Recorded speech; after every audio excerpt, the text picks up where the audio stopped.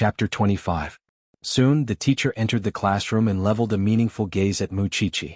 After all, Wuxia had already approached the teacher before she entered the classroom. Please give me a chance to explain myself in front of the class. The teacher glanced at her and nodded. You mustn't disappoint me.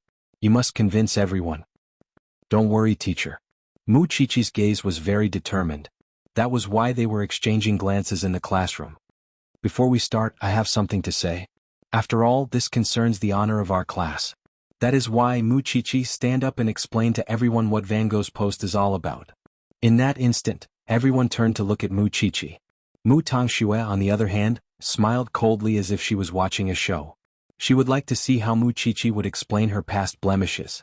Moreover, wasn't it obvious that she wanted Wuxia to embarrass herself by being called out like that? For some reason, Mu Tongxue felt that she was starting to like her teacher. Or was she suddenly understanding the bigger picture?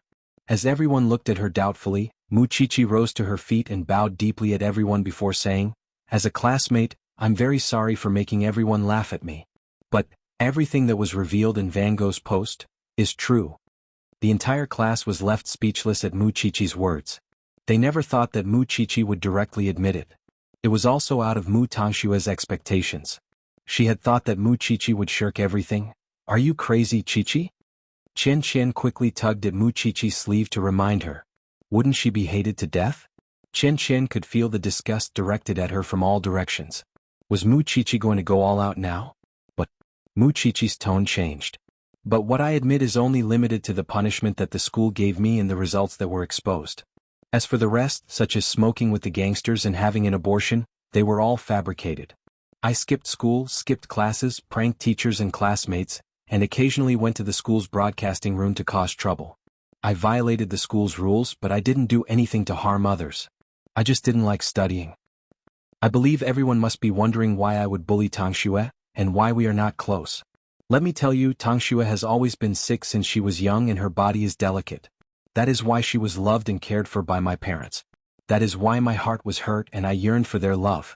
That is why I became bad, got into fights, got demerits and got last place in grades, all because I wanted my parents to care for me. But I realized that no matter what I did, it was useless. Everything I did was wrong. In the end, my parents didn't even want to acknowledge me and left me in my aunt's care. Why would they do that to me?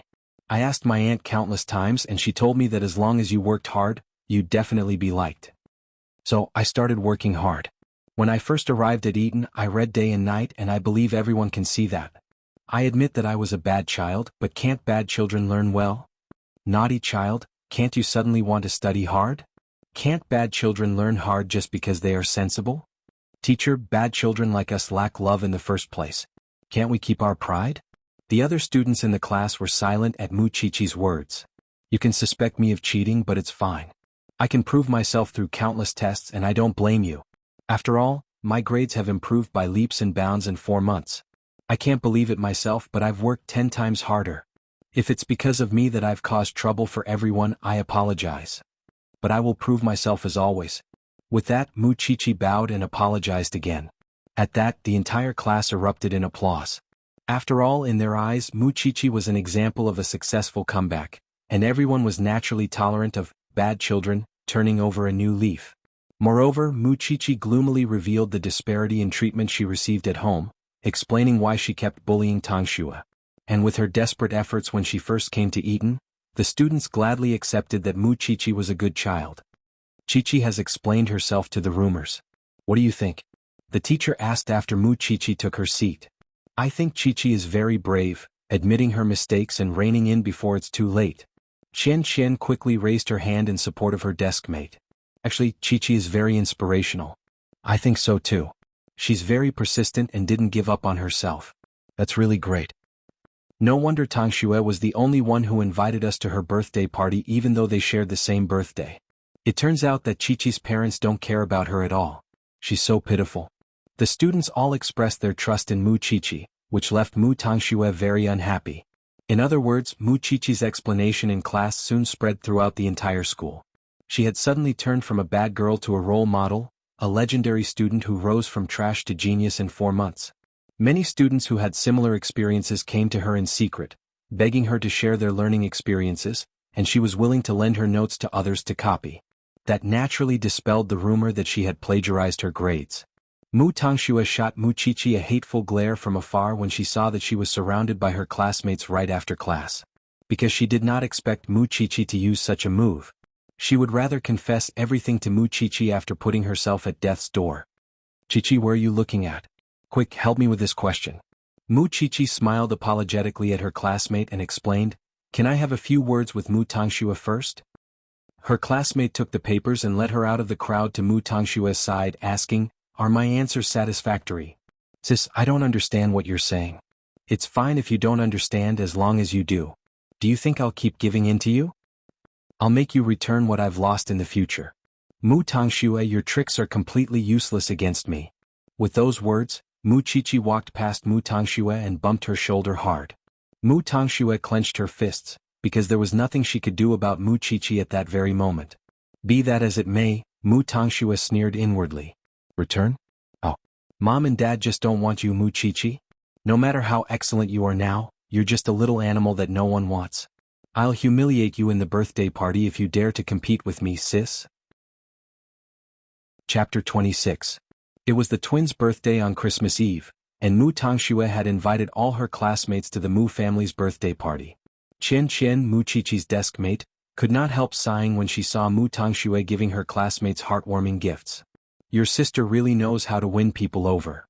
She has been like that since she was young, Mu Qiqi replied. What about you? Her birthday is your birthday too.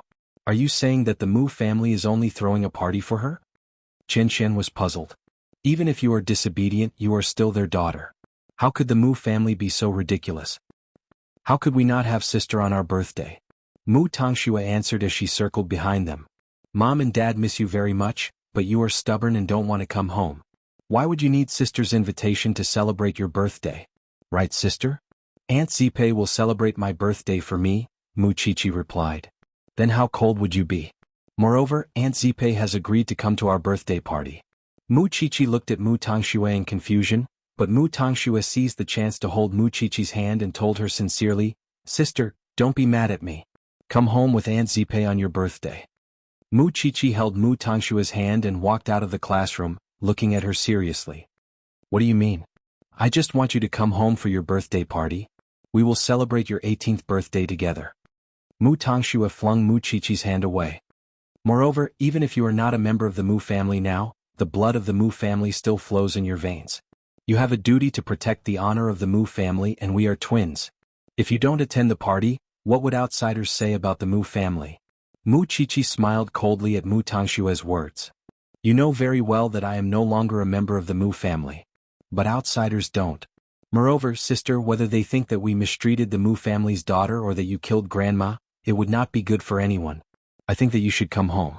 It would be best for both sides. With that, Mu Tangxue turned and took 2 steps forward.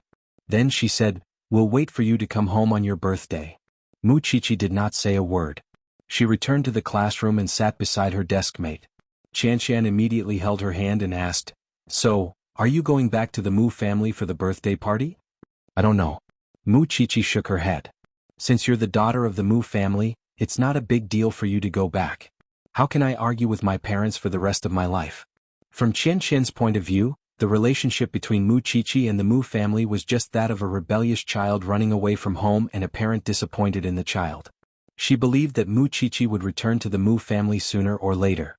Only Mu Qiqi herself knew how much she wanted to cut all ties with the Mu family.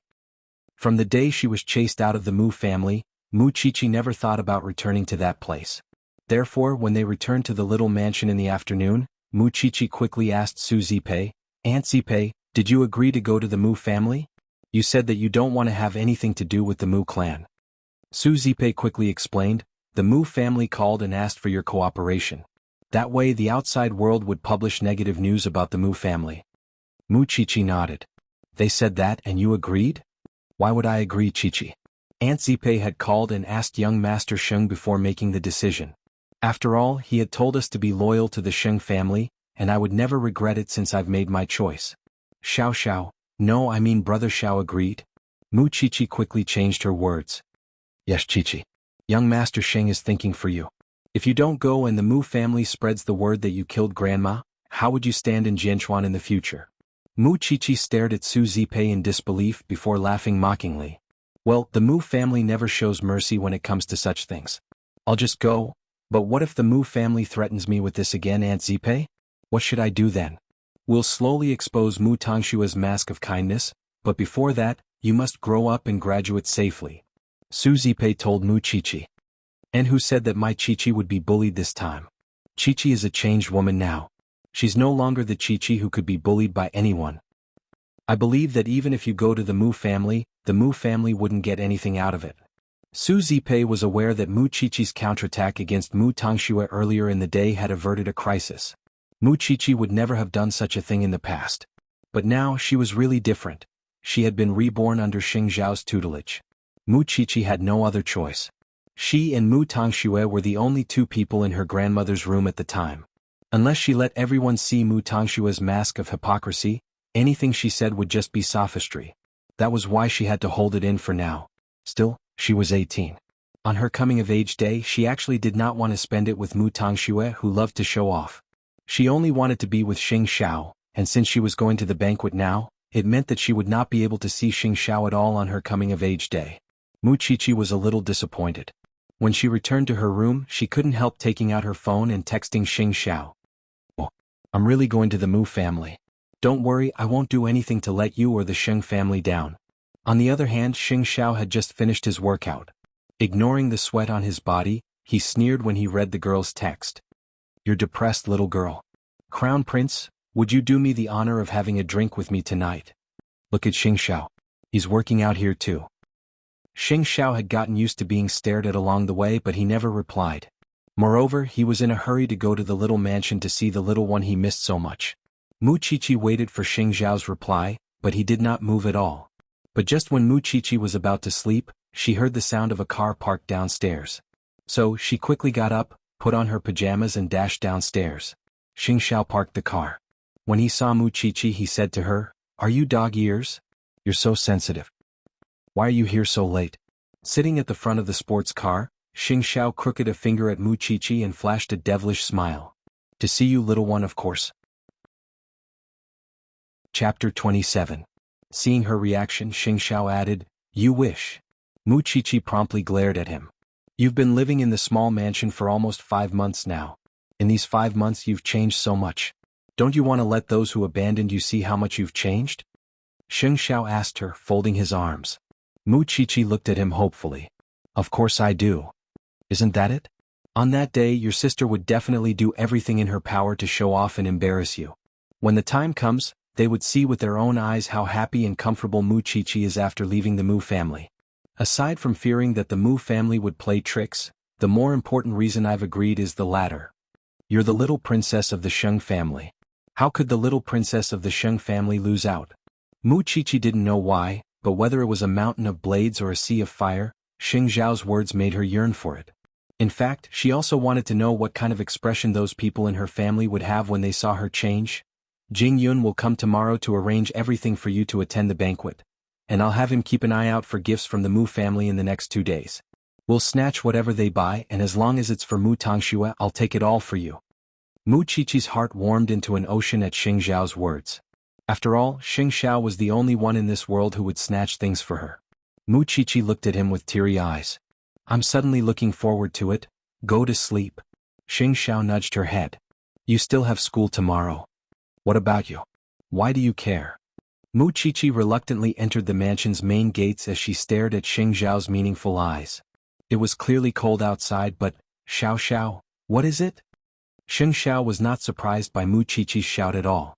Instead, he turned to look at her and asked, "It's my 18th birthday. Although I really want the Mu family to see how much I've changed, I'd rather be with you. Of course, I know you're busy every day, but I really want to see you. If I go to the Mu family, I won't be able to celebrate your birthday with you. But it doesn't matter. The next day is Christmas. Can you spend Christmas with me? There's a company event on Christmas. After all, they were a diamond family. How could Huang Yao miss such a big holiday like Christmas? Oh, then I'll go in and sleep." Mu Chichi was very disappointed. She turned around and closed the door, not letting Xing Xiao see her sadness. Was she being too whimsical? Why did he have to daydream like this? Xing Xiao was already good enough to her. She couldn't be so ungrateful. Xing Xiao watched as Mu Qiqi left in a hurry. In fact, he could already see the anticipation in her eyes. For girls, birthdays, Christmas, or any other festival was a good opportunity to get close to the person they liked. Xing Xiao did not say much and simply gave Jing Yun a call on the way home. Keep an eye on the Mu family's movements over the next few days, and help me snatch a few things. Mu Tangxue certainly wanted to shine on the night of her coming of age and gain everyone's envious gazes. She especially wanted to humiliate Mu Qiqi. Since young, Mu Qiqi would always get beaten up on their birthdays for causing trouble on that day. She could receive gifts from her friends and family, but Mu Qiqi could only receive criticism and education. This time Mu Qiqi would not have a better ending. After all, she was no longer a member of the Mu family, and her parents would not spend any effort on her. That was why a battle gown was a must. That was why Mu Tangxue begged Mama Mu to buy her a gown. The salesperson at the luxury store was very happy because Mu Tangxue had taken a fancy to their high-class gown of the season, a pure white lace mid-length gown. You like this? Mama Mu saw that Mu Tangxue looked very beautiful in it, and promptly decided to buy it for her daughter. Mu Tangxue nodded. It was the gown she was most satisfied with so far. However, when Mama Mu went to the counter with her handbag to pay for the gown, she heard the store manager say apologetically, "I'm sorry, madam. The gown your daughter tried on just now had already been bought by someone else. We made a mistake and didn't take it off." "You don't have anything else?" "I'm sorry. That's the only one in the world. All our gowns are unique," the store manager explained. "Why don't you try something else?" "Forget it." Mama Mu turned and walked to Mu Tangxue, telling her what the store manager said. "Don't be angry, dear. Why don't we go home and get a designer to custom make it for you?" "I'm not angry, Mommy. Why don't I wear something from home? There's a lot of it anyway." "How could you? It's your coming-of-age ceremony after all." Even if Mu Tangxue liked that gown the most, it was now someone else's, and it would be meaningless even if they found a replacement. However, the mother and daughter had no idea that the person who took the dress was actually someone who paid them double the price. So, the store manager was naturally willing to cooperate and find an excuse to say the dress had already been sold. When Mu Qiqi returned home that night, she found a white box on her desk with a bow tied over it. Mu Qiqi reached out to open the box and found a white gown lying inside. Su Zipei came into Mu Qiqi's room then, and smiled when she saw her take out the gown. "I heard that Assistant Jing snatched it from my sister's hands. It was supposed to be a gift for Mu Tangxue. Mu Tangxue would be so angry if you wore that gown to the Mu family that day." "You don't have to compare. You two sisters have similar figures and Mu Tangxue has already tried it on for you." Xiao Xiao didn't lie. Mu Qiqi muttered quietly. "He really snatched something from Mu Tangxue? What did you say?" "Nothing. I'm just saying that the gown is beautiful," Mu Qiqi replied. "Don't worry, Aunt Zipei. We'll enjoy Mu Tangshua's expression that day. Young Master Sheng is so considerate. You mustn't let him down after he did so much for you. You must hold your head high when you enter the Mu family." "I know." Mu Qiqi nodded solemnly. "I think I've fallen in love with the feeling of being able to cause trouble for Mu Tangxue." Chapter 28. Nonsense. Even if my Mu Qiqi turns bad, she wouldn't be as bad as your sister. My Mu Qiqi wouldn't hurt others on her own. Su Zipei was confident in Mu Qiqi on that. "Aunt, Mu Qiqi, you shouldn't have the heart to harm others, but you should always be vigilant. Young Master Sheng can't bear to see you being bullied, and he is your greatest source of confidence." Before, Su Zipei had thought that Mu Qiqi would never really change her fate by following Xing Xiao, and would at most have a place to stay. However, after 5 months together, Su Zipei realized that Xing Xiao's demonic nature was nothing like what the rumors said. His character was like that, uninhibited and free, and he often had a sharp tongue. Even so, he would never say a word to Mu Qiqi. He really did it, and Mu Qiqi would have everything he had. That alone was enough for Su Zipei to be completely loyal to Xing Xiao. Even if it wasn't for Mu Qiqi, she would go through fire and water for Xing Xiao. On the day before her birthday, the results of the national math competition were out. Mu Qiqi had won first place in the high school category with full marks. It was inconceivable that a girl could learn math so well. It also dispelled the rumors that Mu Qiqi's results were plagiarized once more, and the students of Eton were now convinced of Mu Qiqi's results. Even if Van Gogh's students came to mock her, they would retaliate on their own. It was because Van Gogh did not teach students according to their aptitude that a young genius like Mu Qiqi would be buried. Eton was different, however. They had unearthed Mu Qiqi's brilliance, which was why Eton was a higher school than Van Gogh. Van Gogh's students had nothing to say in response, since none of them expected Muchichi to be so smart. When the results were announced, the teacher deliberately praised Muchichi. It was the right decision to send you. All of Eton is proud of you now. After all, even if Mu Tangxue had experience in many competitions and obtained countless rankings, she had never gotten first place in any of them. And full marks. Moreover, the teacher was implying that it was fortunate that Mu Tangxue was not sent. The entire class applauded and congratulated Muchichi, which meant that Mu Tangshue's desire to control Muchichi had completely failed. Chichi, you're really amazing. You're my idol. Qianqian hugged Muchichi exaggeratedly and shook her. You have no idea how much better you are than your scheming sister.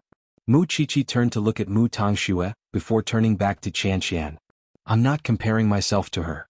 I'm just comparing myself. Because Xing Xiao reminded her that the one she should defeat the most was herself. Although Mu Tangxue was unwilling, there was nothing she could do. After leaving the Mu family, Muchichi seemed to have changed into a different person. She was no longer the cowardly Muchichi she used to be. This time she was lucky, but next time she might not be so lucky. Anyway, there was still time. At that thought, Mu Tangxue moved from her seat to Muchichi and congratulated her. You're amazing, sister. I'm proud of you. Thank you, Muchichi replied to Mu Tangxue. Tomorrow is our birthday party. You have to go home early. Mom and Dad miss you. I can only say that I will be there. Muchichi answered seriously. All right, we'll be waiting for you and Aunt Zipe. It was only after Mu Tangxue left that Qianqian asked Muchichi, why do I have the feeling that she's not that kind? Do you think she would bully me now? Muchichi narrowed her eyes at Qianqian. Of course. We're going to the Mu family tomorrow. After all, everyone knew that Muchichi was not on good terms with the Mu family. What would happen if the Mu family ignored Muchichi? Muchichi herself was not worried about that, because she did not really need her parents' love.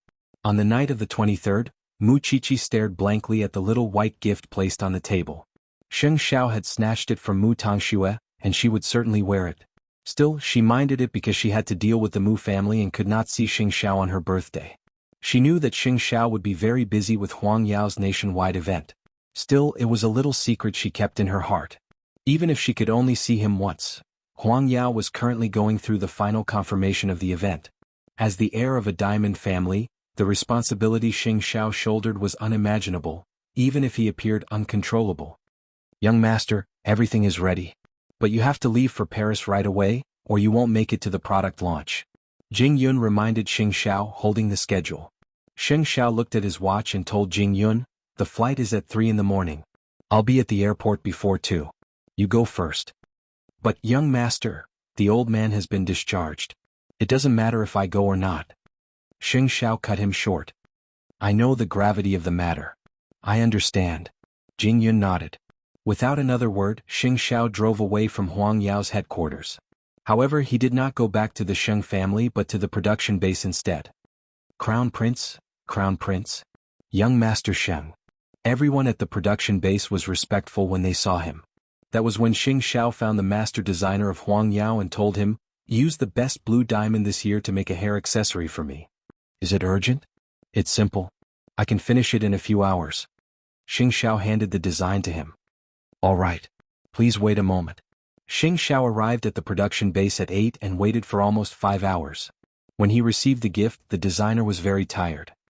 Young Master Sheng, what you want is for a girl. Today's expenses will be deducted from my personal account. Don't tell anyone that I've been here.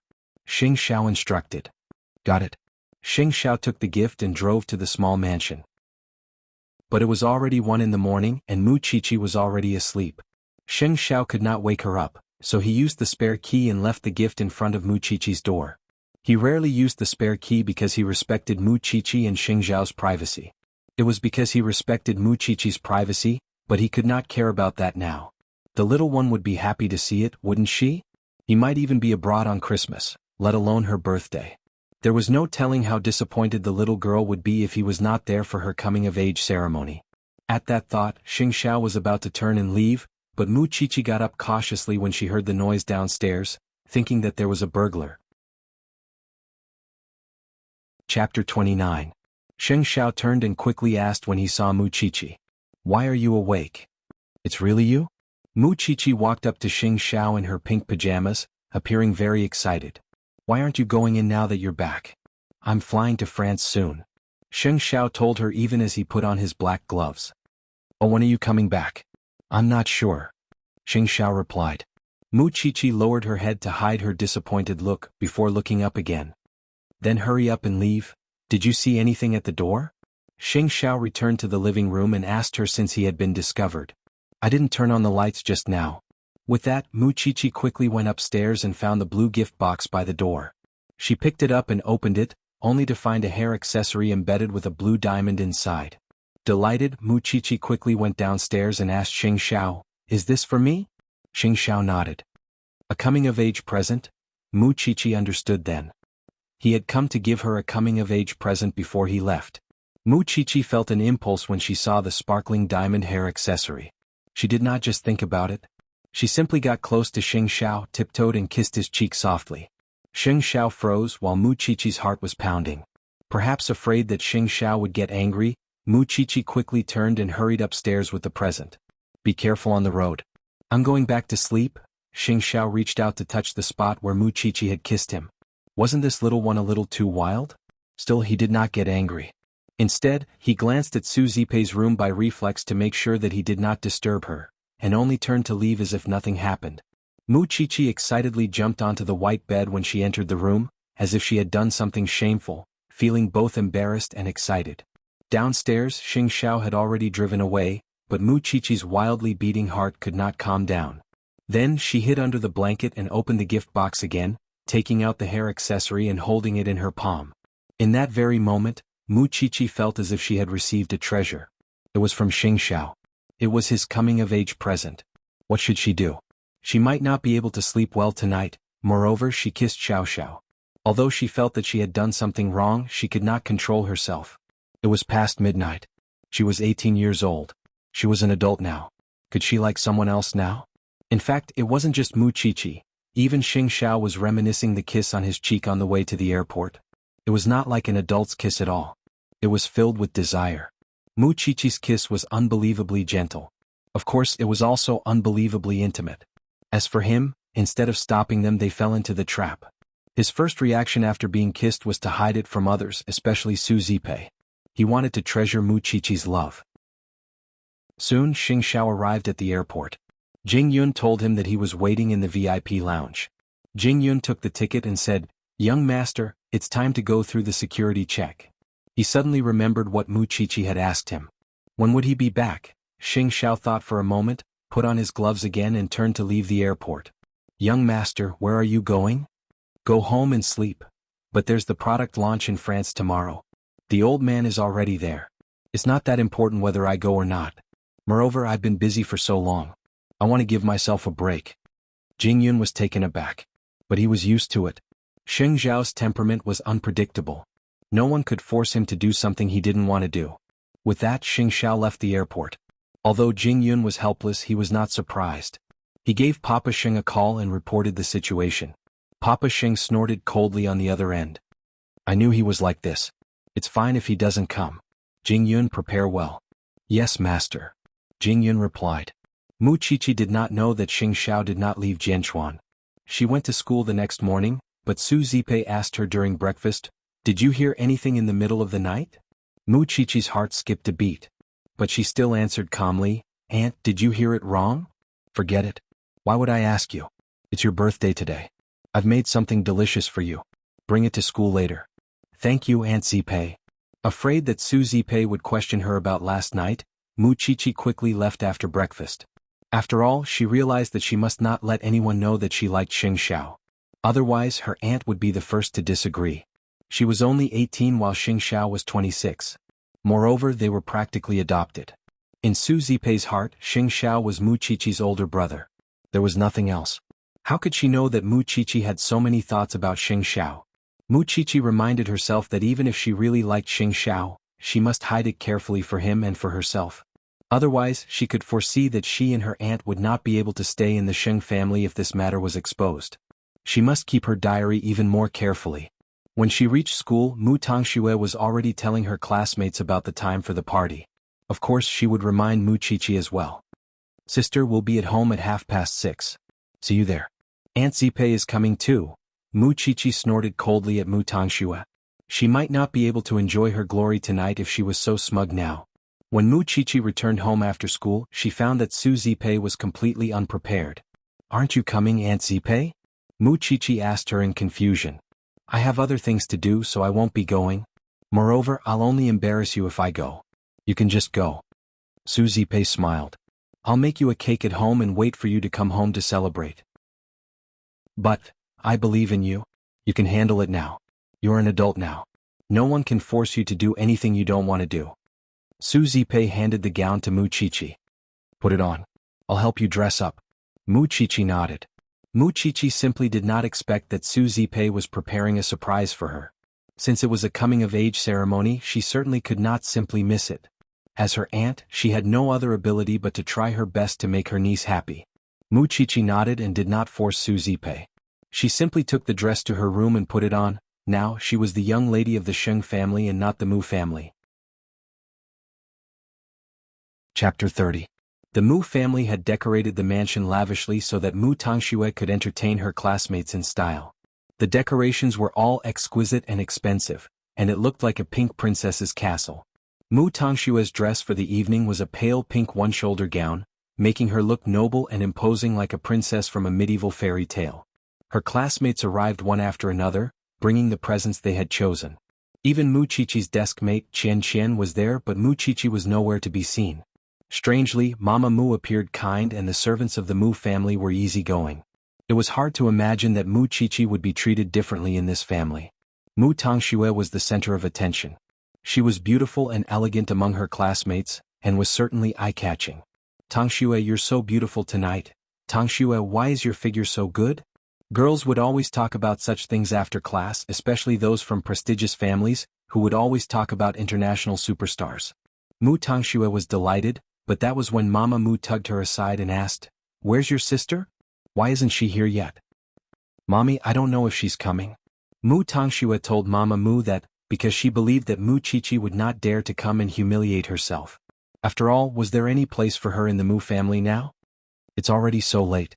Why is she still the same as before when she's gone somewhere else? She doesn't seem to have any manners at all. Mu Tangxue chuckled softly, and acted coquettishly in front of Mama Mu. Mommy, you can't blame her. After all, she's alone outside now. Her guardianship has been taken away. Strictly speaking, she's not my daughter anymore. I invited her to my birthday party out of goodwill, and she's still putting on airs? Mommy, don't be upset because of an outsider. Everyone was looking for Mu Chichi, but she was nowhere to be found. Everyone was curious about Mu Chichi's relationship with the Mu family, but it seemed that Mu Chichi was a dispensable existence to the Mu family. After all, the photos used in the party were all of Mu Tangxue alone, and the other decorations were all of her. There was clearly no place for Mu Chichi there. Forget it, there's no need to wait. Let's sing the birthday song. Mama Mu held her daughter's hand and walked towards the three-tiered cake. But that was when the butler came in and said to Mama Mu and Mama Mu, Eldest Miss is back. Soon, everyone in the party turned to look at the door, only to see Mu Chichi walking towards them in a white lace gown. Tonight, Mu Chichi had put on some light makeup. Her hair was tied up in a bun, which made her look like a forest. Looking at her delicate skin, Mu Chichi looked like a little fairy under the light. She was surrounded by an ethereal aura and was glowing. Chichi. Chanshan immediately ran over. I thought you weren't coming. It's my birthday too. Mu Chichi smiled at Chanshan.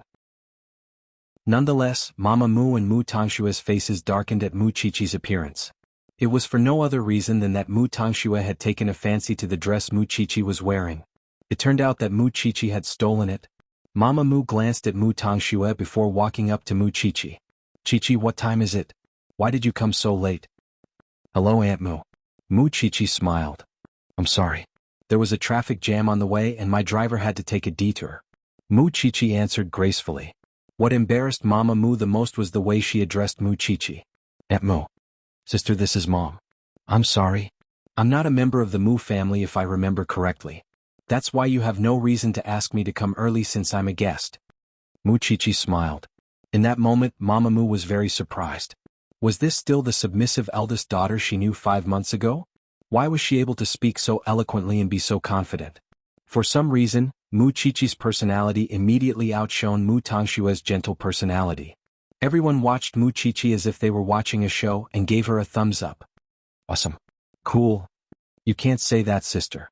After all, you've lived here for so many years. I don't need you to remind me of the humiliation. With that, Mu Qiqi moved closer to Mu Tongxue and said, "Or I'll steal your life like I stole this dress." Mu Tongshue's face fell. I didn't think that's all you've learned in a few months. Mama Mu pretended to be angry at Mu Qiqi. You're not behaving like a lady from a rich family at all. Tongxue, play a piano piece for everyone to liven things up. What's so great about playing the piano? Who here wasn't the daughter of a rich family? Mu Qiqi paid no attention to the Mu family stares, and simply walked to a corner to chat and laugh with her classmates. Qiqi, why are you talking back to your mother? Qian Qian asked Mu Qiqi in private. I would have been beaten up if it were me. Because I'm not a member of the Mu family anymore. They're clearly here to humiliate me. Do I have to be polite? So weird, you two sisters. Qian Qian scratched her head, unable to understand why Mama Mu would look at Mu Qiqi so differently. Of course, the banquet became even more exciting with Mu Qiqi's arrival. Mu Tongxue had been racking her brains to think of ways to suppress Mu Qiqi in front of her classmates. And Mu Qiqi was now full of personality and completely uncontrollable. Everyone in the Mu family was surprised by Mu Qiqi's change. Where had the cowardly, timid, and obedient Mu Qiqi gone? Why didn't anyone recognize the Mu Qiqi now? Mama Mu was not convinced by Mu Qiqi's change either, because her feelings towards her daughter were very complicated. She had given birth to her but caused her endless trouble, and she felt relieved when she sent her away. Still, she sometimes felt sorry for her. But now, she was more curious about why Mu Qiqi could live a more confident life after leaving the Mu family. Could it be that she really did not know how to teach her daughter? To suppress Mu Qiqi's arrogance, Mama Mu took out the present she had prepared for Mu Tongxue. Baby, it's your coming-of-age ceremony. This is the present Mommy prepared for you. Mu Tongxue took the present and opened it in front of everyone, only to find an exquisite pink diamond ring lying inside. Thanks, Mommy. I like it. Chapter 31. That was when Mama Mu walked up to Mu Qiqi with another box. It's your birthday too, she told her. I've prepared this for you. She could tell from the decorations that it was a completely different gift from Mu Tongshue's. What? Using all sorts of tricks to humiliate her, the daughter who had been abandoned? Mu Qiqi sneered inwardly and joked, why is this different from Mu Tongshue's box? You're both my daughters, Qiqi. Why would Mommy prepare a different gift for you? And who's picky about gifts? It's not polite, Mama Mu replied. Mama Mu answered. Stay with me and we'll bring you back when your father's anger subsides. Take it, Qiqi. Qian Qian urged. Sis, it's Mommy's goodwill. She wants you to come home. Mu Tongxue came to Mu Qiqi as well, wanting Mu Qiqi to take it. Mu Qiqi reached out and took the gift box from Mama Mu, but dropped it on the floor because she did not hold it properly. You child, you can't even hold something properly. Mama Mu crouched down angrily and picked up the gift she had prepared, but Mu Qiqi did not take it. Since the heavens don't want me to accept this gift, I'll listen to them. Thank you, Auntie Mu, but I don't think I need it. With those words, Mu Qiqi took out a blue diamond hair accessory and put it on her head. Because I already have the best gift. Wow, it's beautiful. Qian Qian exclaimed. Qiqi, it's a dark blue diamond. Do you know how rare dark blue diamonds are? Mama Mu froze where she was and quickly put the gift box away when she saw the hair accessory on Mu Qiqi's head. After all, it was certainly not a diamond ring as everyone thought. She would only embarrass herself and appear poor if she took it out again. She did not expect that someone would give Mu Qiqi such a precious gift. A dark blue diamond. Everyone crowded around Mu Qiqi to admire the hair accessory. The shape of the starlight definitely suited Mu Qiqi. Mommy? Mu Tongxue was upset that her spotlight had been stolen. Go and cut the cake with your sister. Mama Mu told Mu Tongxue, gesturing at the cake with her chin. Mu Tongxue nodded and walked to Mu Qiqi, holding her hand. Sister, let's cut the cake together. Mu Qiqi was aware of Mu Tongshue's intentions. She had never changed after so many years, and it was obvious that she wanted to frame her on such an occasion. Still, Mu Qiqi did not try to dodge and simply allowed herself to be led by Mu Tongxue to the cake. Sister, although you've left the Mu Jia, you still can't escape the fate of being framed by me. With those words, Mu Tongxue turned to smile at Mu Qiqi, and tripped over herself where no one could see. Everyone saw Mu Tangxue fall, and Mama Mu quickly reached out to help her. Mu Qiqi had been admiring Mu Tangxue's performance from start to finish. Why was she still doing the same thing after so many years? Tangxue, are you all right? Mommy, I'm fine. Mu Tangxue cried. It's not my sister's fault, I tripped myself. At that, Mama Mu quickly walked to Mu Qiqi and said, Qiqi, vent your anger on Mommy. Why don't you change? Why do you still bully your sister? Mama Mu asked. She tripped herself. Who would trip themselves? Mama Mu exclaimed in disbelief. Why are you always so vicious? Everyone was looking at Mu Qiqi, watching as she was blamed. Mu Tangxue was sprawled on the floor, moaning weakly, but there was a smile on her lips. Qiqi. Chen Chen looked at Mu Qiqi worriedly. But Mu Qiqi smiled and walked around Mama Mu to Mu Tangxue, reaching out to help her up. Why were you so careless? Sister. Mu Tangxue called out meekly. I don't blame you really. Mu Qiqi blinked mischievously as she held Mu Tangxue, and promptly shoved Mu Tangxue onto the three-tiered cake. Everyone watched as Mu Tangxue fell awkwardly into the cake, instantly turning into a cake person. It was a very comical sight. Since you said I tripped you, I might as well push you down. Wouldn't I be bearing the blame for nothing? Everyone stared at Mu Qiqi in disbelief, not expecting that she would actually do such a thing. Chen Chen, who was watching in a corner, felt relieved. That was how one should deal with such a drama queen. Mu Qiqi. Mama Mu quickly helped Mu Tangxue up, only to find that Mu Tangxue was crying and running away from everyone. In a fit of rage, Mama Mu raised her hand to slap Mu Qiqi, but Mu Qiqi caught her wrist. Aunt, I'm already an adult. Are you still going to hit me? Aren't you afraid that I'll tell my guardian? No one can say anything if I hit my daughter. Your daughter? Mu Qiqi smiled coldly and snatched the gift box from Mama Mu's hand, opening it in front of everyone to find a pearl necklace that did not look very valuable. Your youngest daughter is a diamond. Why is it a pearl when it's mine? How biased.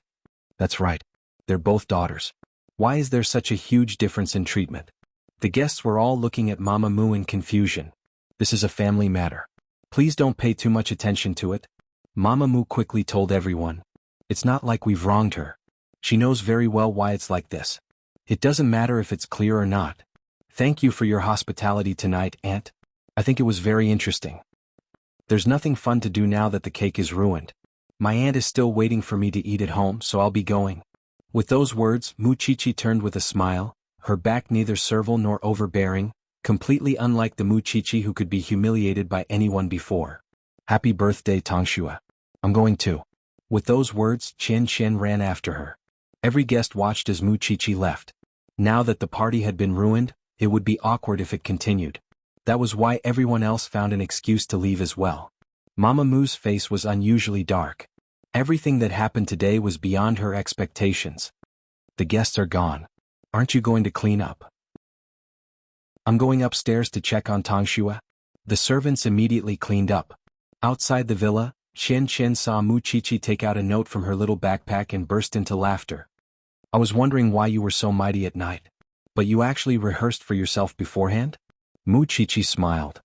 That family is like a pack of wolves and tigers. I wouldn't have dared to go up if I didn't watch some gangster movies to get myself some lines. Mu Qiqi replied. You're awesome. Chen Chen burst into laughter.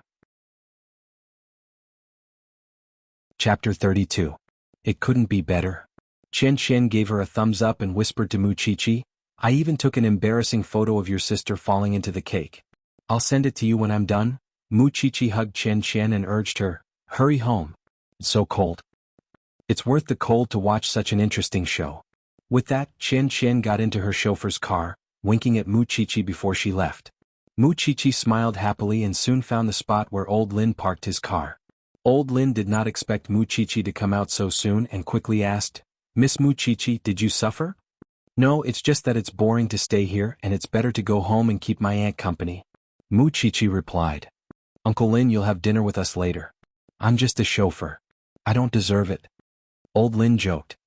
In my heart, you and my aunt are both people who truly care about me. Mu Qiqi told him sincerely. Old Lin chuckled, satisfied. After all, Mu Qiqi really treated him as an elder and never looked down on him, which made him feel respected. I really want to keep driving for you, Miss Mu Qiqi. I like you too, Uncle Lin. Old Lin sped up so that Mu Qiqi could reunite with Su Zipei as soon as possible. Still, Su Zipei thought that Mu Chichi had been wronged when she saw her return so soon and quickly asked, "Did the Mu family?" "No, Aunt Zipei. I just missed you," Mu Chichi said coquettishly. "It's good that you weren't bullied. I thought." Su Zipei lowered her guard and led Mu Chichi to sit in front of the cake. "You're an adult from today onwards. You're 18 and no one can order you to do anything you don't want to. I've never been well off and I don't have anything to give you, so I bought you a bracelet." With those words, Su Zipei took out the gift she had prepared for Mu Chichi. "It's nothing expensive, but I've tried my best." Mu Chichi took the box from Su Zipei and her eyes turned red. "This is the best gift I've ever received." Surprisingly, this bracelet had a starry sky theme. It was made up of a few irregular blue stones, and it matched her hair accessories very well. So what if I don't have parents? Mu Chichi thought that she had Uncle Lin, her aunt, and Xiao Xiao. That was enough. Mu Chichi put on the bracelet and made a wish in front of the cake. Then she sang the birthday song with Su Zipei and Uncle Lin. She felt very warm on this coming-of-age night. On the other hand, Mu Tangxue had to clean herself up in the bathroom for about 2 hours after she fell on the cake before she was completely clean. Mu Tangxue burst into tears in her room at the thought of how humiliated she was. Helpless, Mama Mu hugged her daughter and coaxed her, "Shwe, don't cry. Mommy, I've never been so embarrassed." This time Mu Tangxue was really sad. Every time she remembered that all the guests in the living room had seen her fall, she felt so ashamed that she wanted to crawl into a hole. She had never thought that Mu Chichi would treat her like that. She had actually pushed her into a cake in public. "Your sister is to blame for this. I really don't know who taught her how to behave after she went out. What a disgrace." Mama Mu said angrily. "I'm going to tell your father about this." "Mommy, I'm so sad that my sister treated me like this." "All right, Schwer. Your father would definitely uphold justice for you." Uphold justice? How would he do that? Was he supposed to drag Mu Chichi out of Eden and beat her up? They were both daughters, and Mu Chichi was certainly not afraid of the Mu family's vengeance if she could do that. Still, no one expected that Mu Chichi would be so crafty and push Mu Tangxue onto a cake in front of everyone. When Papa Mu returned home, he heard about what happened at the birthday party. Of course, he did not believe it at all. After all, his impression of Mu Chichi was that she was timid and cowardly. How could she humiliate Mu Tangxue in front of so many people? She dared. But the truth was that Mu Chichi dared. After all, she now had someone who could support her. After the birthday party, Mu Chichi returned to her room to rest. There was no telling how Xiao Xiao was doing in France. He must be busy, right? Be that as it may, Mu Chichi could not help sending him a message. "Xiao Xiao, I taught Mu Tangxue a good lesson tonight. Wasn't it great? It's Christmas tomorrow. I hope you have a Merry Christmas too." Mu Chichi thought that there was no telling when he would see her message. She was about to wash up and go to bed when he replied, "Wear something thicker. Come out." Mu Chichi did a double take. "Go out?" "Yes. Don't let your aunt find out." Mu Chichi's heart raced, but she did as she was told.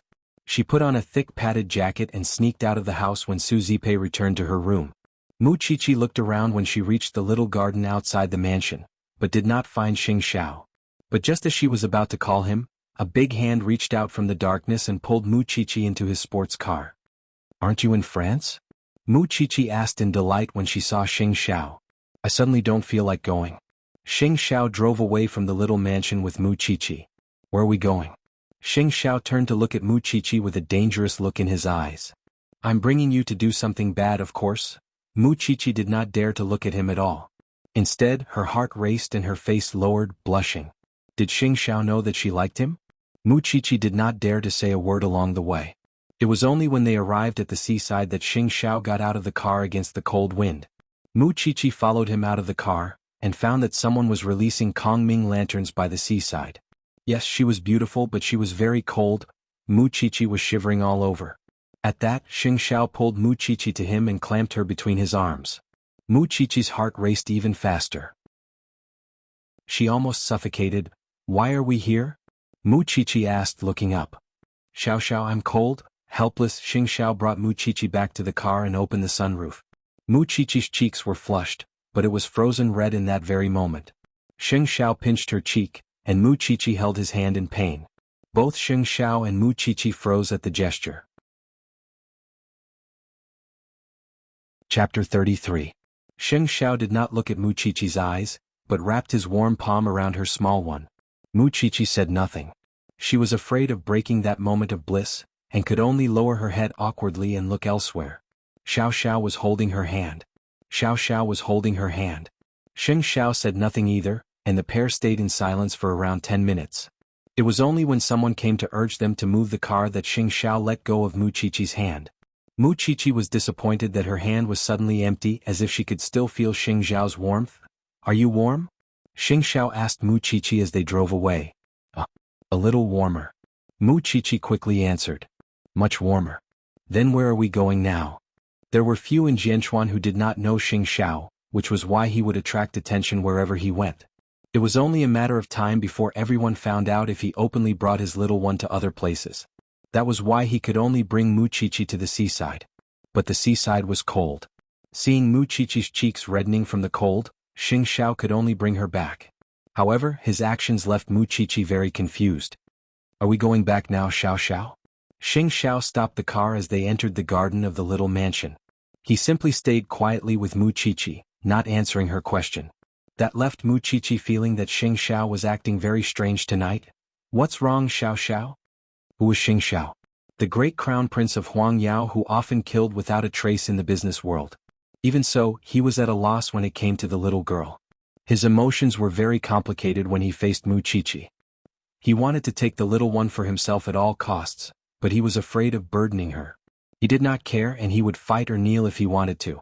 But Mu Qiqi's life was as if she was walking on thin ice every day. She had just turned 18 and had yet to understand the Mu family. If she joined the Sheng family's opposition, Mu Qiqi's life would never have a day of peace. That was why he restrained himself. For 26 years Xing Xiao did not know what restraint was. But now he admitted defeat as if he suddenly had a weakness in Mu Qiqi. Mu Qiqi was a little scared when she saw the gloomy look on his face. Could it be that she had upset him somehow? "Xiao Xiao." Xing Xiao did not answer Mu Qiqi. Instead, he took out a box from his storage cabinet and threw it at Mu Qiqi, his demeanor reverting to the devilish crown prince he usually was. "A reward for you." "What?" Mu Qiqi opened the box to find the latest white mobile phone. "A mobile phone? Replace your outdated phone that can only send text messages," Xing Xiao ordered. "I've already saved his phone number for you." Mu Qiqi nodded and held the phone in her arms. "I understand, Xiao Xiao. Go back, your aunt will look for you later." Xing Xiao reminded himself to stay calm. He had to restrain himself no matter how much he wanted to be with Mu Qiqi. Mu Qiqi nodded. She was a little disappointed, but she was very obedient. Mu Qiqi really thought that Xing Xiao would bring her to do something bad. In fact, she knew that Xing Xiao would not, but she was secretly anticipating it. Then Mu Qiqi turned and opened the car door, but that was when she turned and asked Xing Xiao, "Xiao Xiao, it's a little pretentious for me to say this, but I still have to say it. You're the reason why I'm a new me. Thank you for giving me a second life." "You're so long-winded," Xing Xiao said impatiently. Mu Qiqi smiled and went with the flow to lean on Xing Xiao's shoulder tentatively. Xing Xiao tried to push her head away by reflex, but did not push her too far. Satisfied, Mu Qiqi paused for a long time before saying, "Good night, Xiao Xiao." "Okay." Xing Xiao grunted coldly and drove away after putting Mu Qiqi down. Did Mu Qiqi know that this was an interaction only between lovers would have? Mu Qiqi knew nothing and had never been in a relationship. All she wanted was to get closer to Xing Xiao just a little. She was really satisfied with this coming-of-age night. Watching as Xing Xiao's car drove away, Mu Qiqi tiptoed back to her room and wrote down everything that happened that night in her diary. Of course, for safety reasons, Mu Qiqi did not write anyone else's name in her diary, and always used he or she. Mu Qiqi simply lay on her bed when she remembered that Xing Xiao had held her hand that night, kicking her legs in joy. Her feelings for Xing Xiao seemed to have taken root through one incident after another. That is, she must not let her aunt find out. Otherwise, she was afraid that she would never be able to keep liking Xing Xiao. When he got home, Xing Xiao desperately splashed cold water over his head, because he realized that he was not the usual wanton Xing Xiao. Why was that? Why would he have such strange feelings for a little girl? He was used to seeing beauties of all shapes and sizes, and it was not as if he had never had physical contact. But why was it that holding the little one's hand would make him so excited? Was that what he meant by liking her? Even so, the little one was still so small. To calm himself, Xing Xiao stood under the shower head and drenched himself with cold water.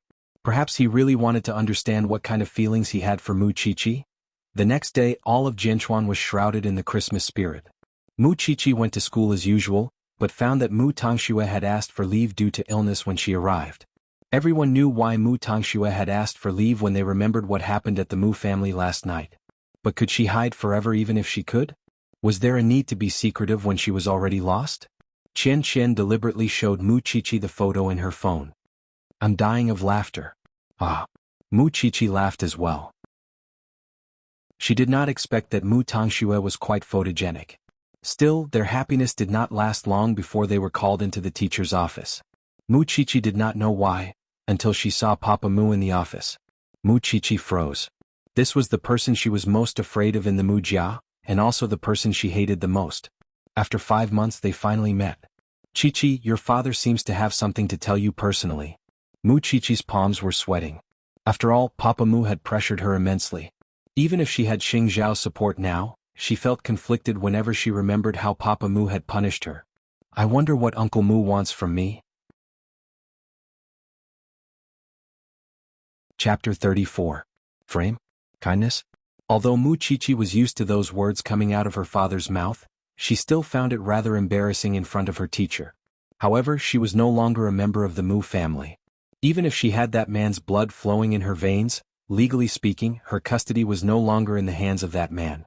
Moreover, she had just become an adult yesterday. So why should she be afraid? Why should she be afraid? At that thought, Mu Qiqi looked up at Papa Mu. I'm sorry, Uncle Mu. Mu Tangxue tripped herself on purpose to frame me.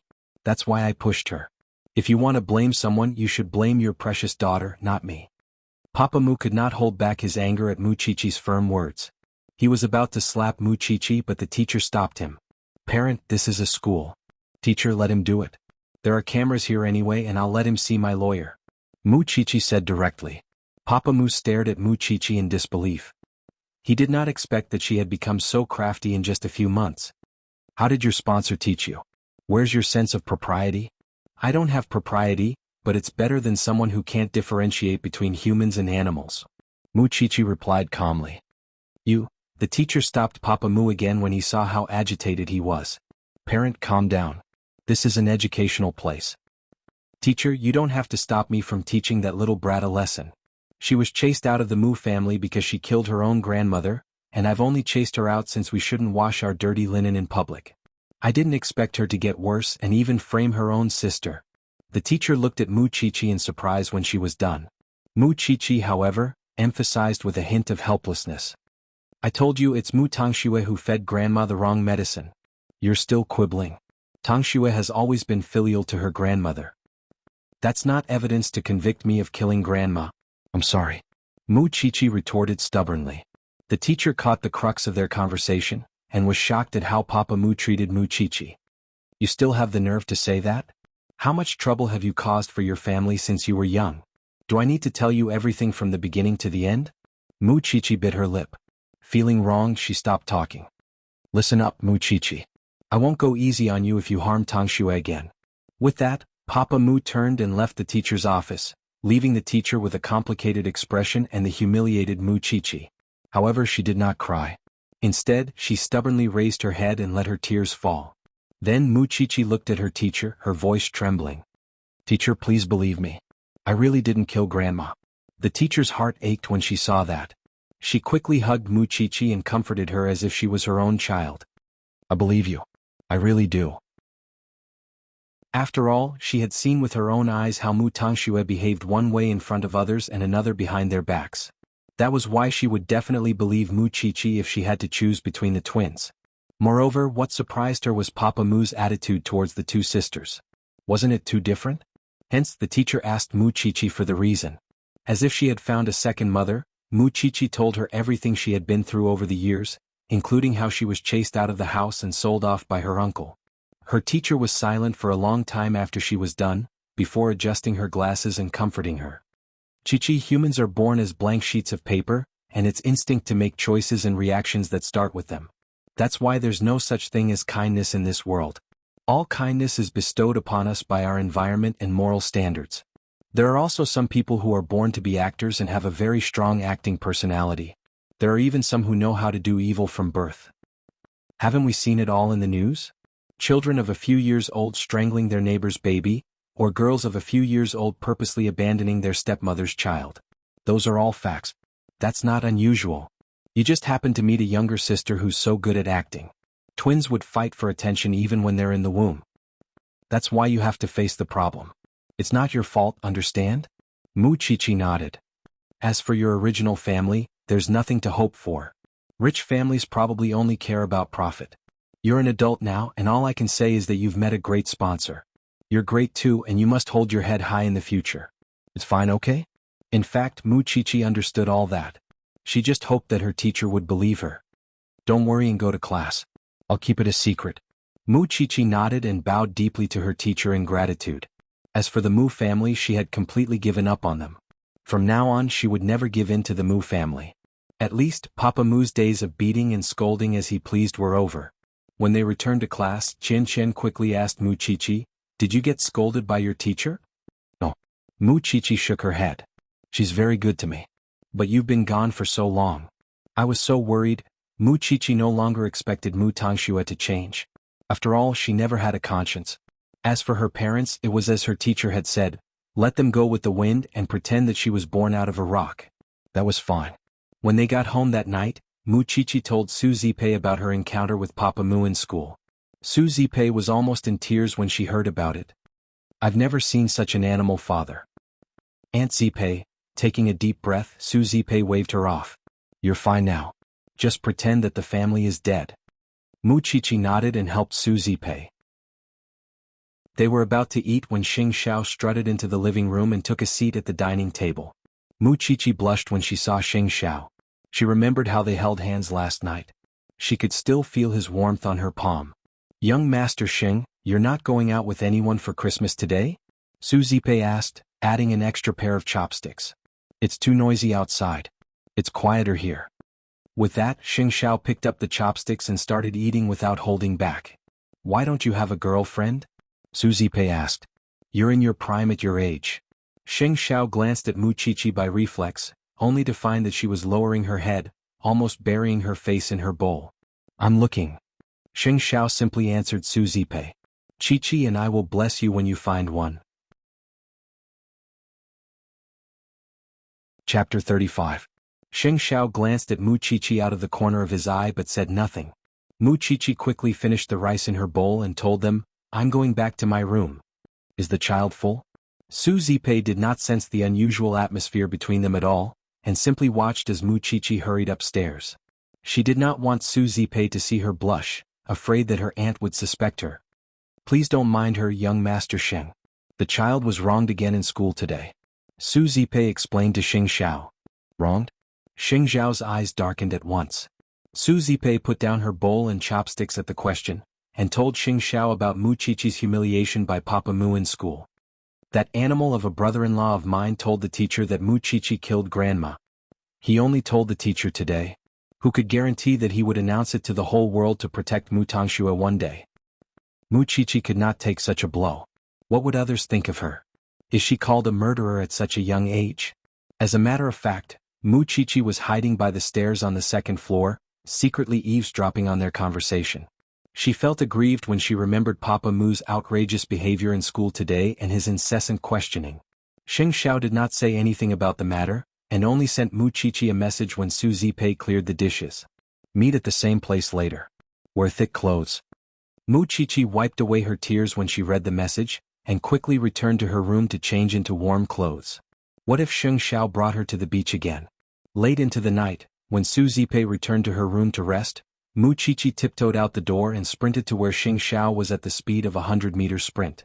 Xing Xiao had switched to an inconspicuous black car, and brought Muchichi to the revolving restaurant in front of the amusement park. There was a Christmas atmosphere everywhere in Jianchuan at the moment, especially the huge Christmas tree in front of the amusement park. Muchichi liked it very much when she saw it. "Xiao Xiao, I want to go for a walk." Xing Xiao tilted his head and glanced at Muchichi. When he saw that she was wearing a thick cotton-padded jacket, he nodded. "I'll park the car somewhere quiet. You can take a look." "Okay." In fact, Muchichi was very satisfied with that. When Xing Xiao got closer, she quickly took out her phone from her backpack and took a picture of the huge, twinkling Christmas tree. "Xiao Xiao, look." Xing Xiao never cared about festivals. To him, Christmas and Tomb Sweeping Day were just the difference between whether people would come to Huangyao to buy gifts. Still, seeing that Mu Qiqi liked the festive atmosphere so much, he did not say a word and simply led her away. This time they boarded a yacht in the amusement park. Floating on the river, there were only the two of them on the boat. Mu Qiqi pretended to admire the night scenery around her, but her attention was fully focused on Xing Xiao. Xing Xiao sat on the boat for a long time before asking, "Have you seen enough?" Mu Qiqi quickly averted her gaze. "If anyone from the Mu family uses your grandmother's death to threaten you again, just blow it up. The Sheng family has a team of lawyers who wouldn't mind working with the police to investigate the real cause of her death. But there were only two of us in the room. What are you afraid of? She's either you or her murderer. You can't find any evidence that she's the culprit, and she has no evidence that you're the culprit." Xing Xiao retorted coldly. "Your sister pretending to be a White Lotus might work on your family but not on others. If something like this happens again and you're wronged, fight back. What's there to endure?" Mu Qiqi said nothing and could only nod frantically. "Remember that your own happiness is the most important. Some people don't deserve your consideration." Mu Qiqi sat across from Xing Xiao on the windy river, listening to his lecture. After all, she knew that there weren't many people in this world who truly wanted her to be happy, and Xing Xiao was one of them.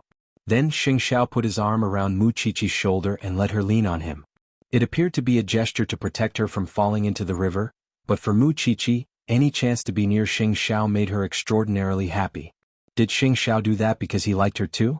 Of course, Mu Qiqi didn't dare to ask, but she was already pleasantly surprised. And because of Xing Xiao's love, Mu Qiqi became bolder and bolder. "You changed your car?" "My car is in the garage again." Xing Xiao answered nonchalantly, but his handsome face was so handsome that it angered even the gods. "Xiao Xiao, my hands are cold."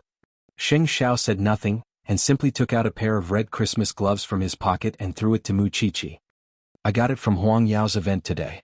Mu Qiqi felt sweetness in her heart. She felt that Xing Xiao was giving her more and more things, while she hadn't given him anything yet. She couldn't afford anything expensive. "Xiao Xiao, I haven't prepared a Christmas present for you." Xing Xiao sneered at that. "I can even afford you. What do you think I lack?" "That's different." Mu Qiqi thought to herself that she would definitely give Xing Xiao a proper present. The time on the cruise seemed long, but it was actually very short. After all, Xing Xiao couldn't let Mu Qiqi stay outside for too long. Coming out to play was already a gesture. So, after they disembarked, they got into the car and returned to the small mansion. At that moment, Mu Qiqi had eyes for no one but the man she had a crush on, and liked him a little more every day. Soon they arrived at the small mansion, and Mu Qiqi reluctantly got out of Xing Xiao's car, quietly opened the door and went back to her room. Xing Xiao was waiting downstairs and only left after she turned off the lights. But, when he got out of the car, he was attracted by the stationery and notebooks that were scattered beside the passenger seat. It must have slipped out of Mu Qiqi's bag when she took out her phone. Xing Xiao picked up the notebook and the stationery, put them on the desk in his room, and went straight to the bathroom to wash up. When he came out with a towel wrapped around him, he returned to the desk and picked up Mu Qiqi's brown notebook. The little one actually had the habit of keeping a diary. Holding the notebook, Xing Xiao lay down on the bed and switched on the bedside lamp. Chapter 36. Under the night light, Xing Xiao opened Mu Qiqi's diary. In fact, he was very nervous. As the crown prince of Huangyao, he had never bothered to do what he thought was a lowly thing. But this diary was different. A diary was a person's most private matter, just as it could record a person's darkness and malice. Hence, Xing Xiao promptly flipped to the last page of the diary, not reading a single word before that. The last thing Mu Qiqi recorded was the time they held hands at the seaside. In that very moment, everything that was on Mu Qiqi's mind was exposed to Xing Xiao, and he was even more certain of the little one's feelings. She liked him a lot. That others might not understand, but he would never not understand. It was something they had experienced together, and he would never forget that he was not referring to himself unless he was forgetful. After reading the last page, Xing Xiao closed Mu Qiqi's diary, changed his clothes and called Jing Yun. He was actually going to Mu Qiqi's classroom in Eton in the middle of the night. Jing Yun did not understand at all what Xing Xiao was doing, but quickly contacted the principal and did as he was told. Without anyone noticing, Xing Xiao entered the school and found Mu Qiqi's desk. Then he put the diary and stationery that Mu Qiqi had left in his car into Mu Qiqi's drawer. When Jing Yun saw Xing Xiao from outside the classroom, he suddenly felt that Xing Xiao was becoming more attentive towards Mu Qiqi. He had personally come here in the middle of the night just to put Mu Qiqi's diary back on her desk. "Young master, we should go," Jing Yun reminded him. Xing Xiao put the diary away and left the classroom. The two of them left quietly, pretending that nothing had happened. Still, Jing Yun couldn't help asking Xing Xiao on the way, "Young master, you could have let me do this." Xing Xiao was sitting in the back seat, his head tilted backward and his eyes closed, but his voice was cold. "Can I still trust you, Jing Yun?" Jing Yun did a double take and couldn't speak for some time. Still, Xing Xiao's question had touched the bottom of his heart, and it was after a long time that he finally spoke his mind. "Young master, we grew up together. You should know very well what kind of person I am." It was clear in the past, but it might not be the case now. Xing Xiao straightened up and looked at Jing Yun through the rearview mirror. "I know you don't like Mu Qiqi. In your heart, I have to serve the Sheng family wholeheartedly. That's why you are loyal to the Sheng family, not me. You've already become someone who can't communicate with me." Jing Yun was speechless. He could not say anything. Although Xing Xiao appeared to be free and unrestrained, he had always been a meticulous person. That was also why he wanted to return Mu Qiqi's diary personally. He no longer trusted Jing Yun, and if Jing Yun saw the contents of Mu Qiqi's diary, what would he do to Mu Qiqi? Even he had only read the last page of Mu Qiqi's diary. Although he appeared to be fierce and untouchable, he knew to respect the people he valued from the bottom of his heart. Both master and servant had different thoughts that night. Still, Xing Xiao did not insist that Jing Yun support Mu Qiqi because he did not like taking sides like that. If it was not loyalty from the heart, it would be useless no matter how much you force it. In fact, Jing Yun himself knew that Xing Xiao was paying less and less attention to him, because his attitude towards Mu Qiqi had always been negative. The next morning, Mu Qiqi did not find her diary when she was packing her bag. She broke out in cold sweat because of that. It was her most secret, and it would be troublesome for anyone who saw it. Could she have left it in Xiao Xiao's car when she went out last night?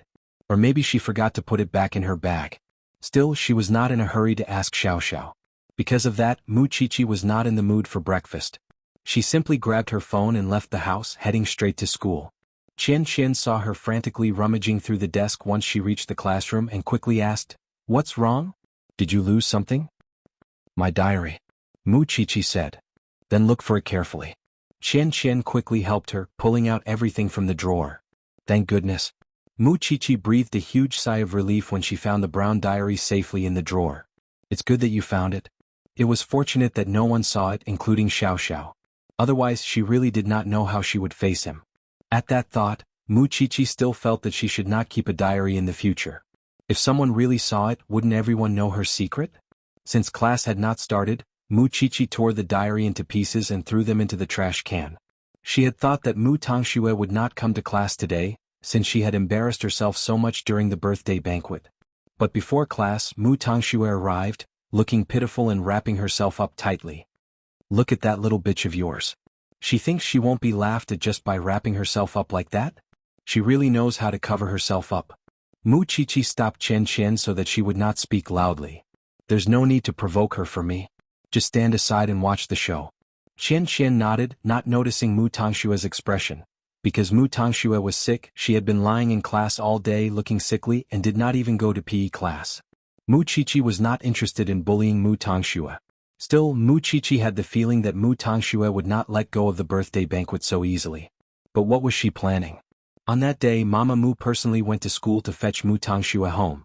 Mu Qiqi saw her mother from afar, but acted as if she did not know her and simply walked past her.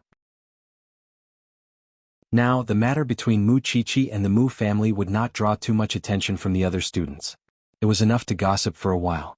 Of course, everyone would occasionally joke about the birthday banquet, since Chen Chen and the other students had taken pictures of Mu Tangshue's ugly face. But that had nothing to do with Mu Qiqi. When she got home, Mu Qiqi only thought about whether Xiao Xiao would bring her out to meet him. After all, Xiao Xiao had come to her for 2 days in a row. Still, one of those days was her birthday and the other was Christmas. Usually, Xing Xiao was busy and occupied most of the time. Late at night, Mu Qiqi did not see any messages from Xing Xiao, and so sent him one. "Are you asleep?" Soon Xing Xiao replied, "Yes. I'm abroad." Mu Qiqi was disappointed, but at least Xing Xiao had explained to her that he was so busy in the first place. Why would he be around her? Well, you should rest early too. With that, Mu Chichi leaped onto her big bed, wearing the Christmas gloves Xing Xiao had given her, and fell asleep in no time at all.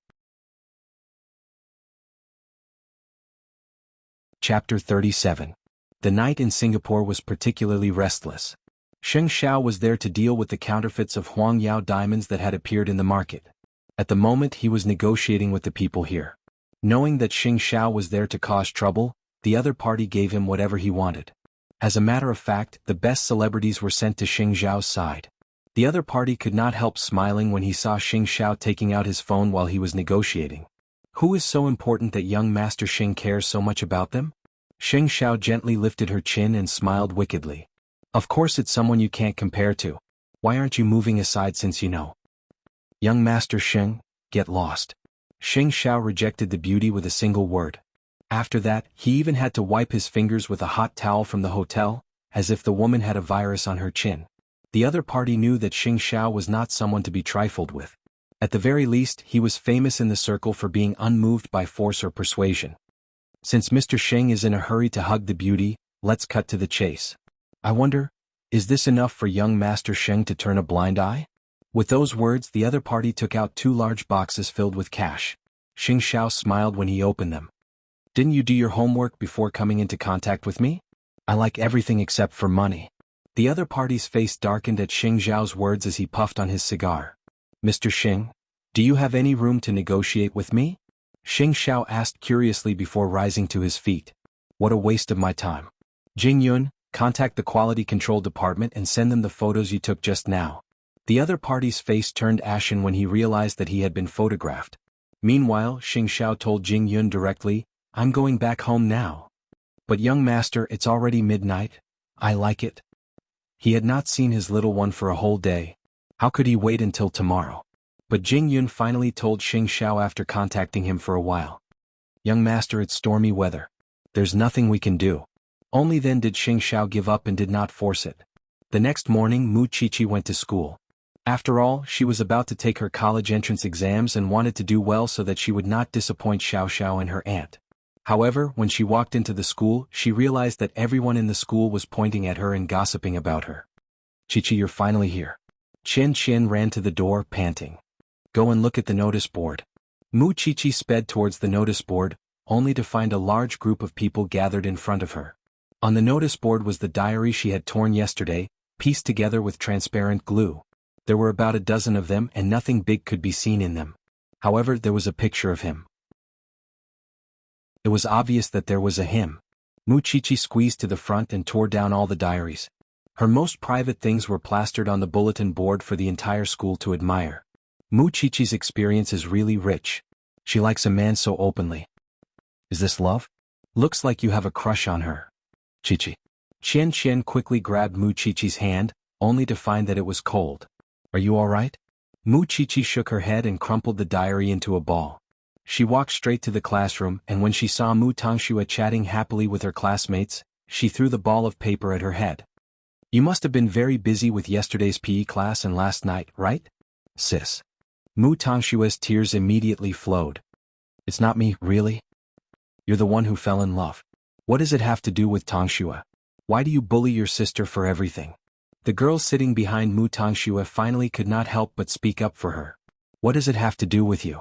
Mu Chichi retorted. You don't think you can do whatever you want just because you have good grades. The whole school is laughing at you.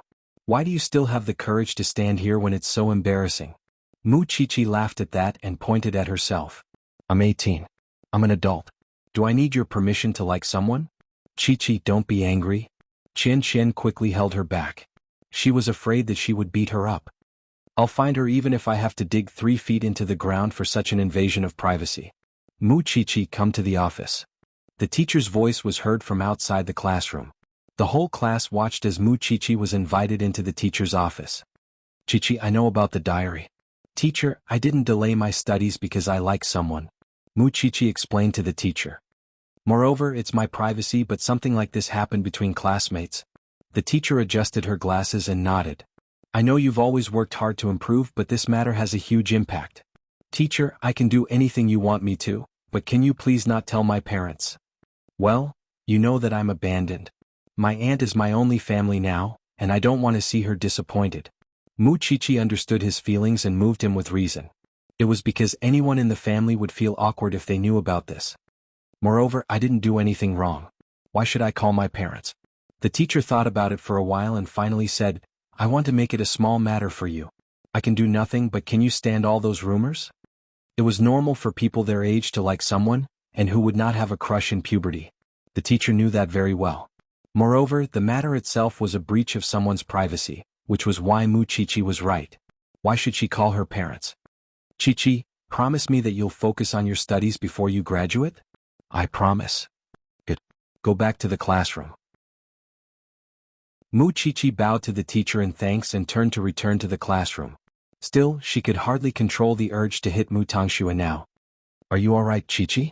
It's not a big deal. It's just a crush and it's normal for it to pop up in school from time to time. Qian Qian comforted Muchichi. Wouldn't it be over with just a few words from your parents? Who in my family can invite? Muchichi asked in return. That's true. However, if this matter was really done by your sister, then she must have put in a lot of effort. Muchichi turned to look at Mu Tangxue. Mu Tangxue was looking back at Muchichi. From what Mu Tangxue could tell, Muchichi's records were all about men. But as far as she knew, Muchichi had a chauffeur aside from her aunt, a small mansion. Who was she in contact with? The matter was getting more and more interesting. Chapter 38. In fact, Muchichi knew very well that her aunt would soon find out if Mu Tangxue knew about it. It was fine to be mistaken as puppy love, but she could not let others know that it was Xiao Xiao. Because she did not dare to gamble. If others knew about it, what would her aunt and others think of their relationship, let alone whether Xing Xiao would hate her? She did not want to bring trouble to Xing Xiao.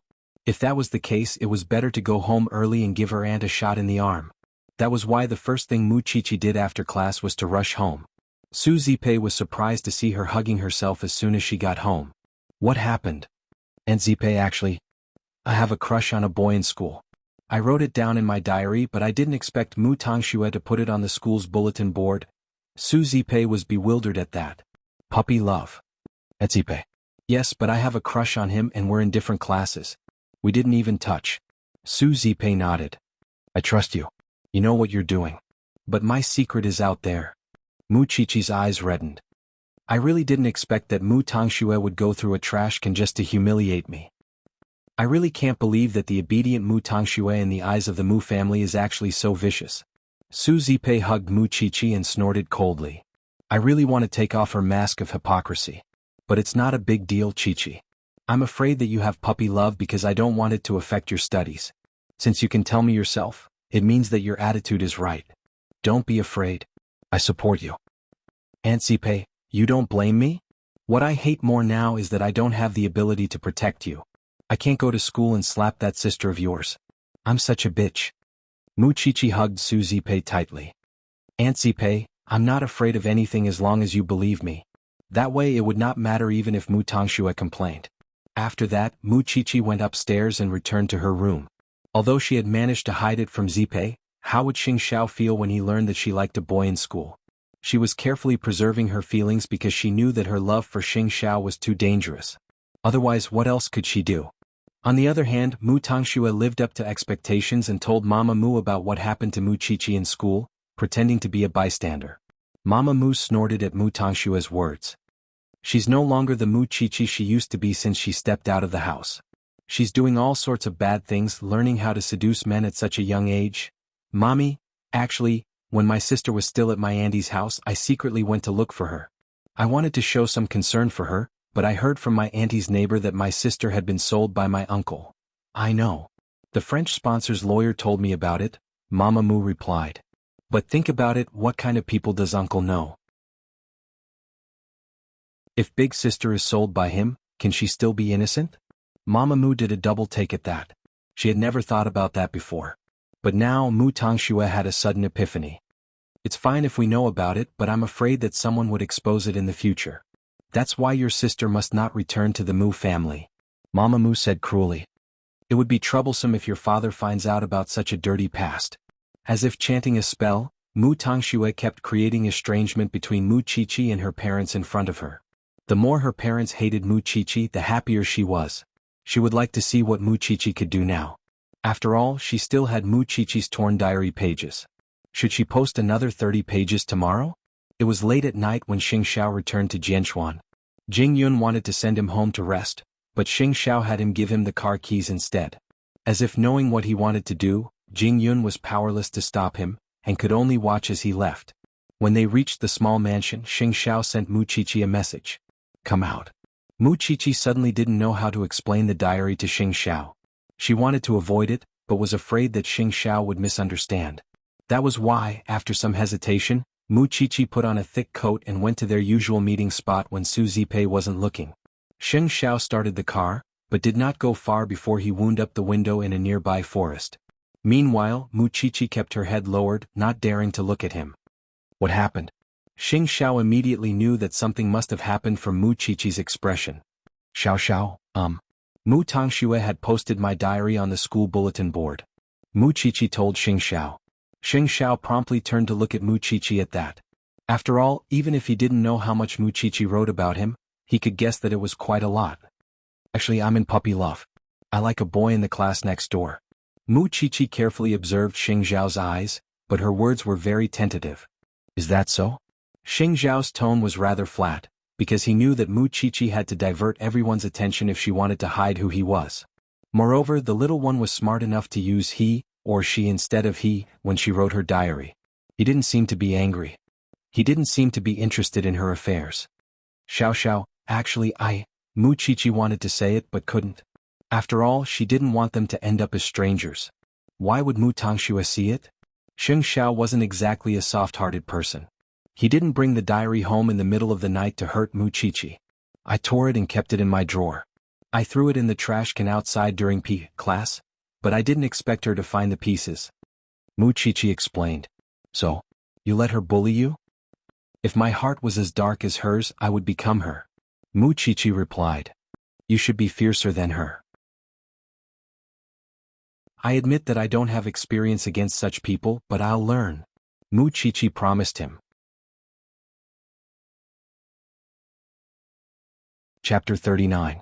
In fact, she had been hoping that Xing Xiao would react when he heard about it. But he didn't care if she liked someone else. Xiao, thank you for coming to see me tonight. You should go back and rest. With that, Muchichi turned and tried to get out of the car, only to be held back by Xing Xiao. Did I say you can go now? Is there anything else? Muchichi asked in return. Do you remember that you promised me that you wouldn't have puppy love in school? Xing Xiao suddenly began to dig up old scores. Does that count as breaking your promise now? Xiao. People who lie to me usually don't end up well. With that, Xing Xiao accelerated the car and left the small mansion with Muchichi. Thinking that Xing Xiao was angry, Muchichi quickly explained, Xiao, I really didn't do it on purpose. Don't be mad. Ignoring her, Xing Xiao drove at full speed and soon reached the gates of Eden. Then he parked the car at a corner nearby, where he could clearly see the gates of Eden. Xing Xiao did not say anything. He simply hooked his arm around Muchichi's chin and said to her, You might have to sleep with me here tonight. Muchichi blushed, but she didn't understand what he meant. Moreover, is the person you like really someone from the university? Xing Xiao asked teasingly. I thought you liked someone else all along. Muchichi stared at Xing Xiao, not daring to move a muscle. Xing Xiao had used all his strength. Muchichi felt wronged, but she didn't dare to say who she liked out loud, because it would put Xing Xiao in a difficult position. Xing Xiao saw the tears in Muchichi's eyes, and suddenly approached her cheek and kissed the tip of her nose. Why are you crying, little one? Though the kiss was as light as a goose feather, Muchichi's heart was suddenly brimming with strength. Blushing, she mustered her courage and asked, Xiao, do you know that I... Stop talking and come closer. Xing Xiao did not let her ask further. He just held her hands and put them in his pocket. Muchichi looked at Xing Xiao up close, fascinated by his uncanny workmanship. It's hard for me not to notice the way you look at me, the way you want to eat me up. Muchichi suddenly smiled but sighed in the next second. Do you know how worried I was that you would misunderstand? Do you think my IQ is as stupid as yours? Muchichi's heart was suddenly at ease. It turned out that Xiao knew everything. Moreover, Xing Xiao did not reject her and was willing to be so close to her. Was she dreaming? Don't think too much nonsense in your head, and don't make any unfounded assumptions. If there's anything, no matter how big or small, tell me immediately, got it? Mu Qiqi's hands and heart warmed up. She nodded repeatedly. Still, are we here to ambush Mu Tangxue? Xing Xiao was a little tired and his voice was hoarse. Putting down his seat, he leaned backwards. There are no surveillance cameras in Eaton's classrooms because the parents asked for their children's privacy. Otherwise, do you think Mu Tangxue would be that stupid? If she could put something on the notice board without anyone knowing, that means she must be the first to come to school. Also, do you think she will let it go after humiliating you this time? If you want to catch her in the act. In fact, the most important thing was to find an excuse to stay with the little one. Although they did not make things clear just now, Mu Qiqi knew that Xing Xiao was aware that she had feelings for him, and that he did not reject her. Xing Xiao did not want to hurt the little one, but he did not want to expose their relationship right now. She was still young. Xiao Xiao, you can sleep if you're tired. I'll watch. It's your business in the first place. Of course you'll watch. With that, Xing Xiao closed his eyes, though there was a faint smile on his lips. Mu Qiqi watched Xing Xiao's sleeping face in satisfaction. She was willing to do anything with the person she liked by her side, which was why she kept staring at the school gates. Eaton's gates opened at 5:50. 3 minutes later, Mu Qiqi saw Mu Tangshue's figure darting into the campus. Stay in the car. Xing Xiao quickly told Mu Qiqi. Let Jing Yun go. Where's Assistant Jing? Mu Qiqi did a double take. Why didn't she see him? He's been on standby for half an hour. With those words, Xing Xiao honked and Mu Qiqi saw a figure follow him. Why don't you go home and rest since Assistant Jing is already here? Mind your own business, eh? Xing Xiao did not know what it felt like to see his own sister set him up, but surely it would not feel good. This time Mu Tangxue was even worse. There was no telling if she should be praised for her skills or her patience. It was not easy for her to put the broken pieces back together. Of course, Mu Tangxue learned about Mu Qiqi's hatred for the Mu family after reading the diary. Still, she kept that part for her parents to enjoy, and pretended to be innocent by saying that she tore it from the school bulletin board. As for the him that Mu Qiqi mentioned, he was definitely not simple. He helped her and had been bringing her out for the last few days. Mu Qiqi's diary did not contain detailed content, since it was too hard to organize. Even so, it was not hard to tell that the man had given her a pen, a phone, hair accessories and snatched a dress for her. Could it be that Mu Qiqi was a sugar daddy? Mu Tangxue became even more curious about the man's identity at the very thought. Of course, she did not notice that Jing Yun was recording everything with his phone not far from her when she was publicizing these things. Jing Yun's recording would end when Mu Tangxue left. Then he returned to the car and handed the video to Xing Xiao. There's going to be a good show. Xing Xiao gestured at Jing Yun with a finger after he finished watching the video. It was only when Jing Yun came closer that he instructed him, all without letting Mu Qiqi hear it. Mu Qiqi did not deliberately ask. After all, she was not afraid of anything as long as Xing Xiao was beside her. But after giving Jing Yun his instructions, Xing Xiao hooked his arm around Mu Qiqi's neck and told her, learn a little about the show later, and pay that bitch back 100 times. Chapter 40. Then he sent Mu Qiqi back to the little mansion. While Su Zipei was making breakfast in the kitchen, Mu Qiqi quickly returned to her room, changed into her uniform and went downstairs, pretending that she did not leave the house last night. Su Zipei did not suspect anything and beamed at Mu Qiqi, telling her to hurry up and eat because she would be late for school. Mu Qiqi was not aware of Xiao Xiao's plan, and was very nervous and expectant at the same time. She wanted to see how Mu Tangxue would end up. Soon Mu Qiqi arrived at school, which was bustling as usual. Qian Qian was still waiting for Mu Qiqi at the school gates, but unlike yesterday's anxiousness, her expression was clearly excited. Qiqi, you're finally here? What happened this time? Mu Qiqi asked, even though she already knew the answer. Come look at this. Qian Qian pulled Mu Qiqi to the notice board and showed it to her. I don't know which kind-hearted person took a picture of this scheming bitch pasting your diary. It's now on the notice board, the school forum and even Van Gogh's forum. TSK. It's high definition and completely uncensored. Qian Qian looked delighted. And look. Qian Qian pulled Mu Qiqi to the other side of the notice board and pointed at a large poster. That kind-hearted person left this behind. Mu Qiqi was delighted when she looked at it, because the content was very interesting. This is Mu Tangxue. She posted her sister's diary and pretended to be a white lotus. Please don't hesitate to call her White Lotus Mu. Isn't she a white lotus? She would even frame her own sister. It's disgusting to expose someone else's privacy. We'll call her White Lotus Mu from now on. The surrounding students all expressed their opinions. It seemed that Mu Tangxue was going to suffer in school for a while.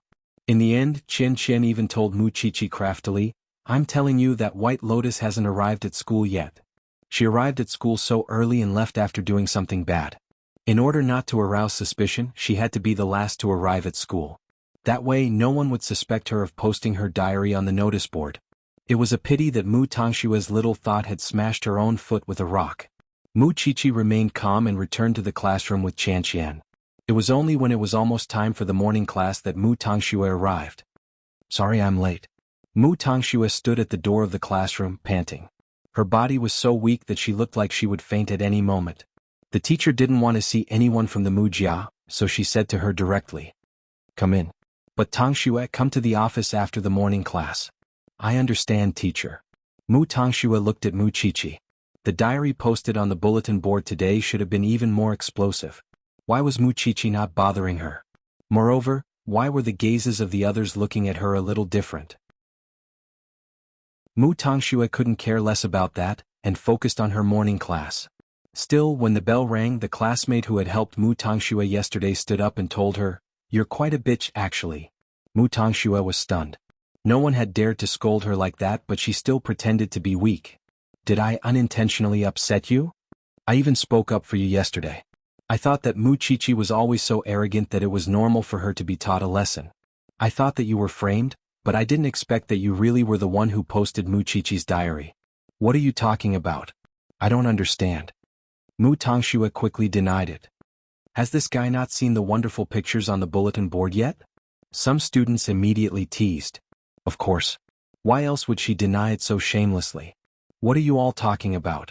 I have nothing to do with my sister, I swear. Stop looking at us with those white lotus eyes of yours. I'm scared." "White Lotus Mu, that's what the entire school calls you now. You're really something, going out of your way to frame your own sister. I'm going to tell the teacher if you keep talking nonsense." Mu Tangxue was panicking inside, but she kept her composure. Seeing that she was still putting on an act, her classmates promptly pasted the picture on the bulletin board on the blackboard. "White Lotus Mu, did you see it?" Mu Tangshue's face paled at once. Where did this come from? Mu Tangxue quickly went up to snatch it, only to be told that there were plenty of them on the bulletin board. There's even a high-definition and censored video. "Do you want to see it?" Mu Tangxue took 2 steps back, her face pale. Then she walked up to Mu Qiqi and said, "Sis, you don't have to pretend to be me even if you want to take revenge on me, do you?" Mu Qiqi said nothing, but Qian Qian did. "Please take a good look. The difference between you and Mu Qiqi is that you don't have a mole on your nose, but Mu Qiqi does. And it's obvious in the video. I have to say the other party's phone is really not bad. Mu Qiqi had already taught us how to differentiate you two sisters, and yet you're still pretending." Mu Tangxue had nothing to say. She did not expect that Mu Qiqi had made such preparations beforehand. "White Lotus Mu, if I were you, I would crawl into a hole in the ground. Furthermore, it's not just the notice board. Even our school's forum as well as Van Gogh's school's website have been shocked by your astonishing actions." Mu Tangshue's hands were shaking. She quickly took out her phone but could not hold it steady. "That's what you get for playing tricks on me. Listen up, class. Keep an eye out for this vicious student. White Lotus Mu." Mu Tangshue's hands clenched into fists at the mention of White Lotus Mu. But there was nothing she could do, because none of them expected such a turn of events. Now the entire class hated her just as Mu Qiqi had been hated by everyone before. "White Lotus Mu. White Lotus Mu." The more the students shouted, the louder they became. The teacher followed them to the classroom and told everyone, "Stop it. And Mu Tangxue, come to my office. I don't want to say it a second time." Mu Tangshue's eyes flashed, and she fled the classroom as fast as she could to the teacher's office. Ah, that White Lotus is finally exposed. How delightful. After all, Qian Qian treated Mu Qiqi as a good friend, and she would certainly protest when her friend was bullied. Meanwhile, Mu Qiqi's expression was complicated as she watched Mu Tangxue leave. She had a feeling that the teacher would call her into the teacher's office. Of course, it was all prepared by Xiao Xiao and she had yet to go on stage. Chapter 41. Mu Tangxue started sobbing when she reached the office. She looked so lovely that anyone who saw it would feel sorry for her. Still, the teacher did not dare to play along. Don't cry in front of me, Tangxue. Tell me what's with the photos outside.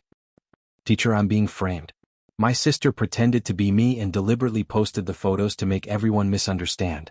She was really good at sophistry. Teacher, you know that I've always respected my sister. This really has nothing to do with me, I'm being framed. Mu Tangxue even coughed a few times as she explained, as if afraid that others would not know how delicate she was. The teacher smiled faintly and said, Tangxue, actually, I overheard your conversation with your mother when you fainted in the hospital. Mu Tangxue did a double take. She did not realize that the teacher had overheard that, and soon remembered lying on the sickbed and complaining to Mama Mu that Mu Qiqi had hit her head. Mu Tangxue blushed at once. She could not say a word and could only lower her head. I don't know why you would treat your sister like that, but we must get a parent. Mu Tangxue quickly grabbed her teacher's arm and begged, Teacher, I beg you don't tell my parents. I'll ask my sister to forgive me, I'll ask her not to tell my parents. Please don't tell my parents. With your character, it's not just a simple prank. No, we must inform the parents of this matter, the teacher said firmly. Teacher, you're going to hurt my sister if you do that. You might not know that my sister is a murderer, right? In her panic, Mu Tangxue suddenly revealed the matter to her teacher. Still, her teacher was not surprised when he heard it. After all, she had heard about it from Mu Qiqi.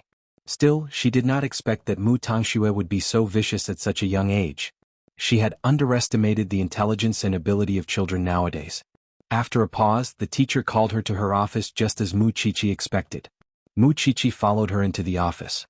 She knew that Mu Tangxue was having a hard time when she saw her pale face.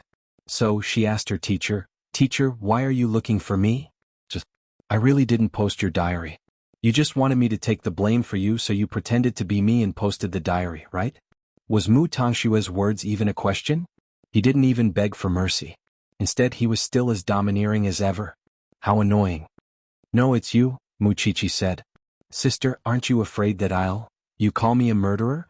Mu Qiqi looked at Mu Tangxue teasingly, before turning to look at her as coldly as she could. Why don't you go out and tell them? Do you think they trust me more or you? Mom and Dad said you, but you don't have proof and neither do they. It's reasonable for me to say that you're framing me. Moreover. With that, Mu Qiqi approached Mu Tangxue, glaring at her fiercely. If you spread the news that the daughter of the Mu family killed her own grandmother, do you think Dad would let you off when the Mu family's stock price plummets?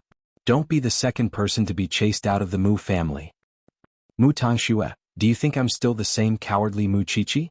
Whatever humiliation I suffered in the past, you will return it 100-fold today. You just want to threaten me, but you can't stop it. Right now, the entire school has a pair of eyes that hate you. Mu Tangxue kept retreating but was forced into a corner by Mu Qiqi. Even so, she really didn't expect that Mu Qiqi could really become so fierce. Don't cross the line, Qiqi.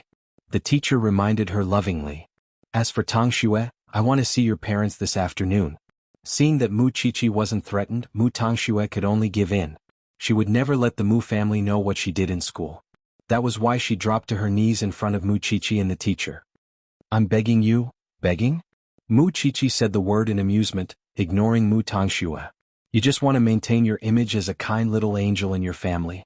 Why should I do as you wish? Mu Tangxue, I'm looking forward to you being chased out of the family. With those words, Mu Qiqi left the office, and the teacher quickly helped Mu Tangxue up. She wouldn't be able to bear the consequences if the girl fainted again. Tangxue, it's not that I have to do this, but the repercussions are too great. That's why I'll ask your parents to come in the afternoon. As for you, apologize to Mu Qiqi in front of the whole school. Perhaps everyone would forgive you that way, since it's a great thing to learn from your mistakes. Mu Tangxue's face darkened. It seemed that she couldn't avoid asking her parents to come. Still, what could she do to convince Mama Mu that Mu Qiqi had set her up? Alright, there's nothing else. Go back to class and let me know if you need my protection. Mu Tangxue returned to class distractedly. Even so, who would dare to approach her now? She was a person who would set her own sister up, let alone her classmates who weren't even related by blood. During class, Mu Qiqi turned to look at Mu Tangxue, her eyes meaningful. After all, how had she survived back then? And now, Mu Tangxue was enjoying it. Feng Shui had finally turned around. Qiqi, what were you two talking about in the office just now? Qian Qian asked Mu Qiqi curiously. Look at your sister. It's as if you and the teacher bullied her. Would she jump off the building later? I'm telling you, I have to warn her. My family invested in this building, so don't dirty my turf. Muchichi couldn't help chuckling at Chen Chen's words. You're so talkative. She was begging me on her knees just now, but I didn't agree. You'd have to be out of your mind to agree to someone like that. Chen Chen rolled her eyes. It's lucky that everyone is graduating, or she'd be in trouble at Eton. Muchichi looked at Mu Tongxue again and said nothing. After all, she was now curious what Mu Tongxue would do to keep her kind nature and stop Mama Mu from coming to school. That would be interesting. Moreover, didn't Muchichi think that she was deceiving herself? Now that her mask of hypocrisy was about to fall off, why couldn't she show her true colors? Muchichi sneered. Still, that was none of her business, and she was more willing to spend her time with Xing Xiao.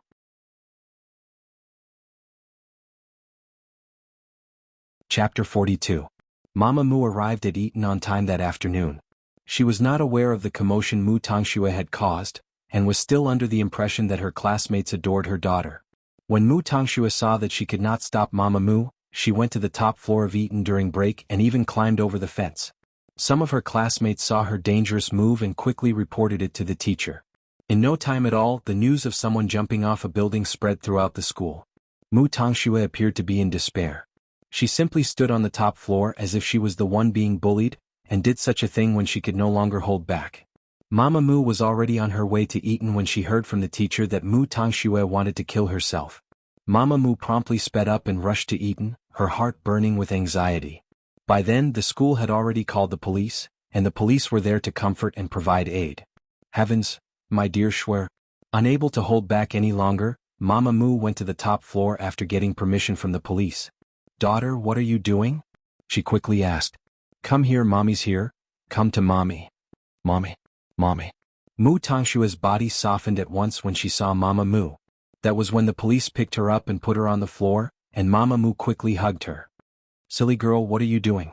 How could you scare mommy like that? Many people were watching from below, but Mu Tongxue was soon sent to the hospital. Muchichi was one of the spectators and couldn't help smiling at the sight.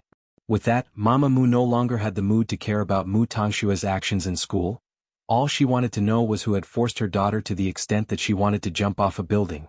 Chen Chen tugged at Muchichi's arm and made a shivering gesture. Your sister is a god. With her acting skills, she would definitely win national awards if she were to become an actress. Do you think that's all she's capable of? Muchichi sneered. She knows a lot more. Still, that was none of her business. It was fine as long as the whole school knew how embarrassing Mu Tongxue was. By the way, who is the boy you have a crush on? Chen Chen suddenly turned her gaze to Muchichi's exposed diary. I've never seen you following any boy. I can't tell you about this, Muchichi said mysteriously and went back to the classroom with Chen Chen.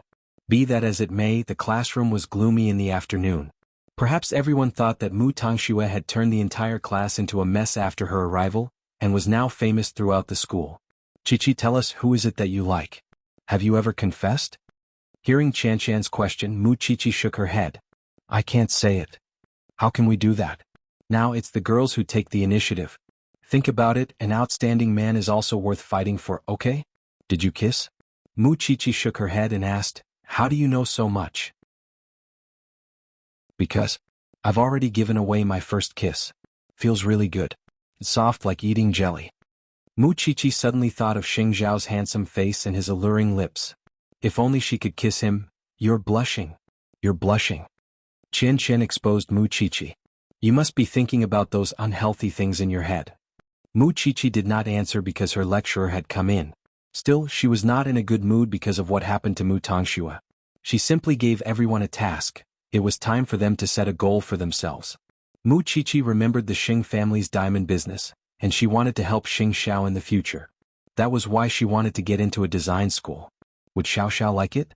Muchichi remembered his lips when she thought of Xing Xiao, as well as what Chen Chen said about the taste of kissing.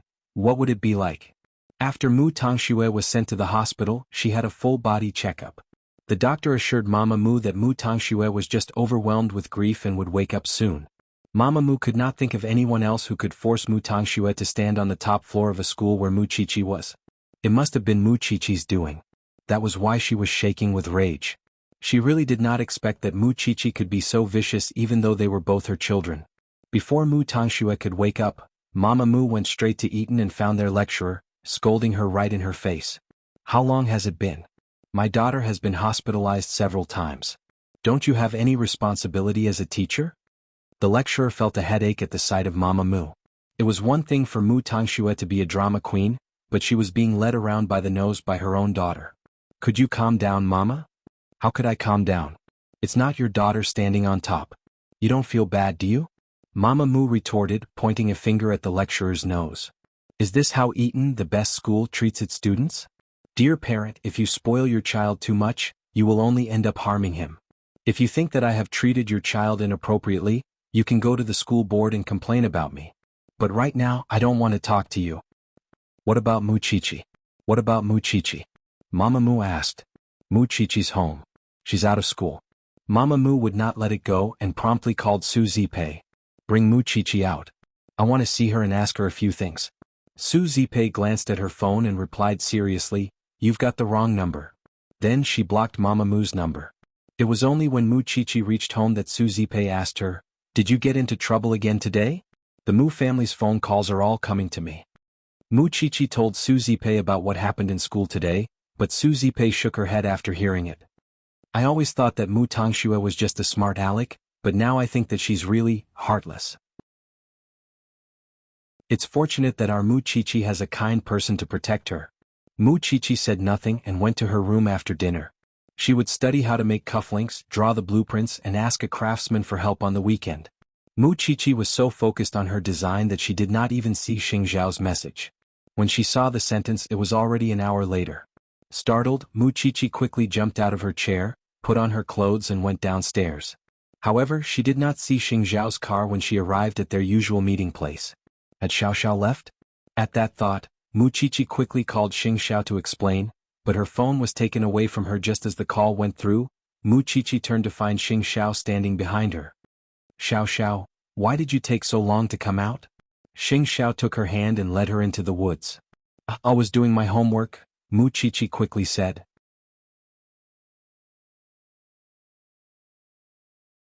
Chapter 43. Of course it's more important to see you. I just didn't see you. Mu Chichi said honestly. Xing Xiao sneered and led her to a warm car. Mu Chichi was sitting among them. She tilted her head to look at Xing Zhao's handsome face. At that moment, her heart was beating wildly. She recalled Qian Qian's words. She wanted to try kissing Xing Xiao too. But she did not dare to. Did you learn anything today? Xing Xiao already knew about Mu Tangshue's performance on the top floor of the school, and that she was now being spurned by the entire school. Yes. How would I dare not remember what you taught me? Mu Chichi answered obediently. Good girl. Where are we going tonight? Mu Chichi couldn't help asking as she watched Xing Xiao drive. Looks like we're going far. Jianchuan was a place where they could move around if they wanted to protect Mu Chichi so that no one would know. Xing Xiao had no particular place to go at the moment. He simply wanted to take Mu Chichi away from familiar faces and be alone with her, such as sleeping in the car last night. But halfway there, Mu Chichi received a call from Su Zipei. Chichi, it's so late. Where are you? There's no one in the room. Mu Chichi looked at Xing Xiao in panic, because Su Zipei rarely came to her after she went to bed. Mu Chichi paused and quickly answered, Aunt Zipei, I'm hungry from studying, so I came out to buy something to eat. Buy what? Don't we have some at home? I want to eat outside, all right? Come back quickly and don't stay out for too long. With that, Su Zipei hung up, while Mu Chichi looked a little disappointed. Xiao Xiao, I can't go out with you tonight. I have to hurry home or Aunt Zipei would find out. There's a supermarket nearby. Let's buy something. Xing Xiao parked the car in front of the supermarket and had Mu Chichi buy a bunch of snacks. However, on the way back, both of them had grave expressions on their faces. How long could such a relationship last? If others knew that she liked him, what would she do in the future? Xiao Xiao. I feel guilty. Xing Xiao did not say anything. As the crown prince of Huangyao, he had always gotten what he wanted and did whatever he wanted. He had never encountered such a situation where it was wishful thinking to bring his little one out to play, because he had to consider that Mu Chichi was still immature. Soon, the car drove into the little mansion, and Mu Chichi had Xing Xiao stop the car at the entrance so that Su Zipei would not catch them.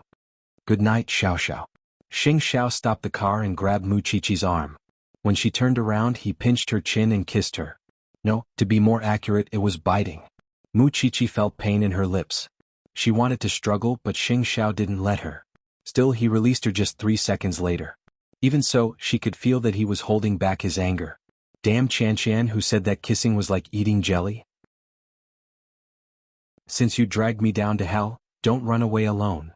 Muchichi's entire body shuddered at those words. She sensed danger as well as the emotions that were about to burst out of her chest. She probably didn't even know how much she liked Xing Xiao. Muchichi got out of the car with the snacks and watched as Xing Xiao left.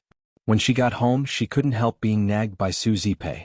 Tell me what you want to eat and I'll buy it for you. Don't go out alone, it's dangerous for a girl. I know, Aunt Zipei. Muchichi felt a deep sense of guilt. Her aunt had been so good to her, but she couldn't say a word about Xing Xiao no matter what. She was afraid that her aunt would be disappointed in her. She could promise her aunt anything, but Xing Xiao was her own secret. She would keep it in her heart, even if Xing Xiao were to marry another rich young lady one day. Muchichi put down the snacks when she returned to her room and texted Xing Xiao. Xiao, I want to learn design. Xing Xiao returned home and washed up when he saw the message and promptly replied, Why? Because I want to be closer to you. Xing Xiao was aware that Muchichi was better at math, physics, and chemistry. She could have studied science and engineering, but she was willing to learn design for him, not caring if she liked it or not. No. Why? Muchichi asked in return. There are enough designers in Huangyao. You won't make a difference. Muchichi was hurt, but Xing Xiao was telling the truth. Those who designed jewelry for Huangyao were all international masters. How many years would a small fry like her have to work her way up to the top? Even so, she really wanted to be closer to Xing Xiao. Moreover, Muchichi touched her bitten lip when she remembered that kiss. Qian was such a liar. Late at night, Papa Mu rushed to the hospital when he learned that Mu Tangxue had almost jumped off a building at school. Mu Tangxue had just fallen asleep, and Mama Mu was watching over her. Papa Mu immediately attacked his wife when he saw his daughter. How are you taking care of Shui? Why is she always in the hospital? Honey, Tangshue's because of Muchichi's revenge. Did you know? Shui is being bullied at all and eaten. Mama Mu pushed the blame to Muchichi. She even went to another family, but she wouldn't let Tangxue go. We don't owe her anything. What can we do? Muchichi's guardianship isn't in our hands now. Papa Mu retorted angrily. Isn't it all because of you? You didn't teach the child well, and now she's going against us everywhere. What now? Are we just going to let her continue like this? I had Shui go to Eton to keep an eye on Muchichi and stop her from stirring up trouble. I didn't expect her to get worse. Let me know when Shui wakes up and I'll tell her what to do. With that, Papa Mu left his wife at the hospital while he returned home to wash up and rest. Papa Mu was an absolute chauvinist. In this family, everyone had to obey him. That was why Mama Mu and Mu Tangxue couldn't be blamed for being afraid of him. On the other hand, Muchichi hated him more than anything else. Still, just as Papa Mu was about to leave, Mu Tangxue opened her eyes and shouted, Daddy? Sis, someone's keeping her. What did you say? Papa Mu stared at Mu Tangxue in shock, asking her in disbelief.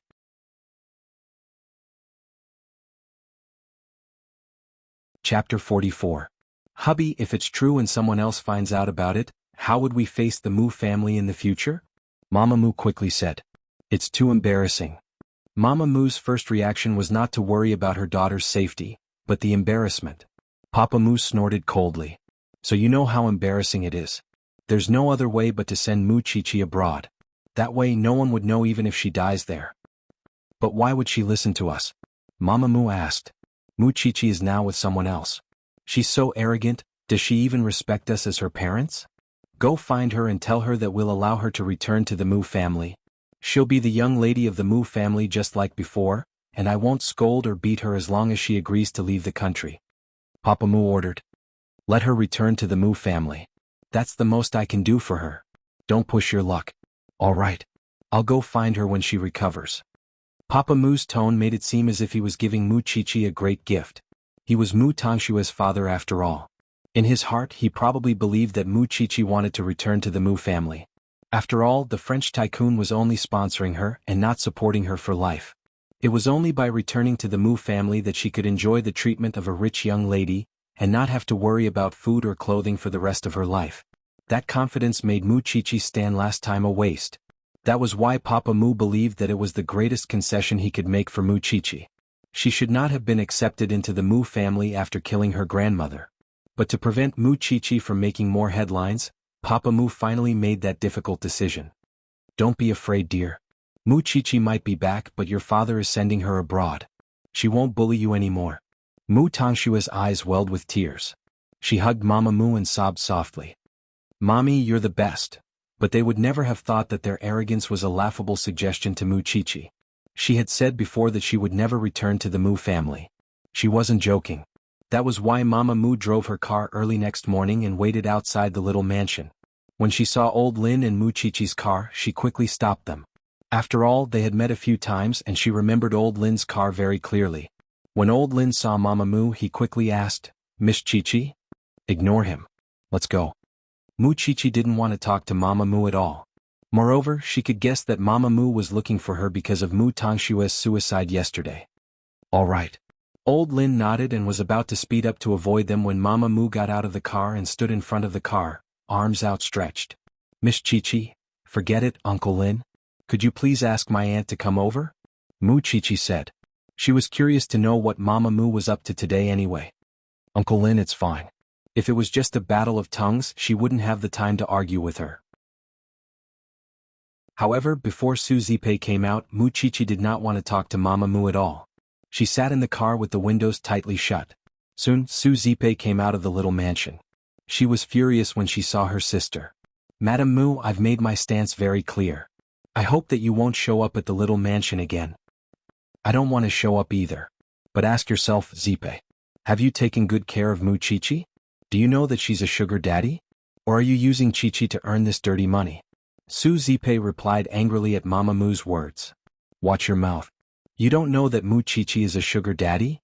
Mu Chichi finally rolled down the window when she heard the two arguing outside the car. Did your precious daughter tell you that again? She said she saw your diary with her own eyes. A man always gives you presents and takes you out at night. Nonsense. Su Zipei quickly retorted. Mu Chichi goes to bed at 9 every night without exception. Isn't Mu Tongxue afraid of being struck by lightning for saying that? Forget it. I can't argue with you. I'm here today to tell you good news. Mama Mu cut Su Zipei short and told her that she was here to convey Papa Mu's decision. Your brother-in-law has decided to let Mu Chichi return to the Mu family and send her abroad to study. Good news? Su Zipei laughed. Who would that be good news for? Don't push your luck, Zipei. Mu Chichi would still be the young lady of the Mu family. She wouldn't have to worry about food or clothing for the rest of her life. Why wouldn't she be willing? Isn't she doing so much just to return to the Mu family? At that, Su Zipei and Mu Chichi shared a look and smiled. Where does the Mu family get their confidence from? Su Zipei asked Mama Mu in return. We've never expressed our desire to go back to the Mu family. You don't want to. Look at Mu Chichi.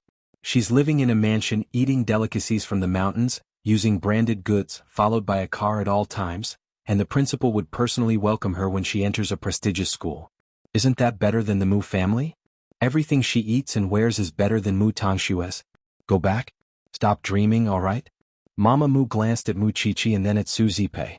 Even Su Zipei was no longer the poor girl she used to be, and was now beautiful and noble. That was something she could not deny. Auntie Mu, you're probably worried about Mu Tongxue jumping off a building, aren't you? I know it hurts you, but do you know why she did it? It was because she posted my diary but someone else recorded it and put it on the bulletin board. Invading someone else's privacy is the most shameful thing, and that's why the entire school hates her. Ask yourself who doesn't hate her now. He even gave her a name, White Lotus Mu. Of course, I'm guessing that you think I'm the one who framed her. Still, it doesn't matter if you're lying to yourself. It's fine as long as others know the truth. Auntie Mu, how kind your daughter is. You should go to school and ask her about it. I'm warning you, don't even think about me. I wouldn't even bother wasting my time on her if Mu Tongxue didn't provoke me on her own. Moreover, I'm not a sugar daddy. If you believe your daughter's nonsense without looking at the evidence, she'll make you suffer beyond words one day. Just wait and see if you don't believe me. With that, Mu Chichi closed the window. Uncle Lin, please speed up. I'm going to be late. Meanwhile, Su Zipei was too lazy to argue with Mama Mu. You can move your car if there's nothing else. We know how to move to the side and not get in other people's way. Are you worse than a child? Mama Mu was left stunned by Muchichi's words.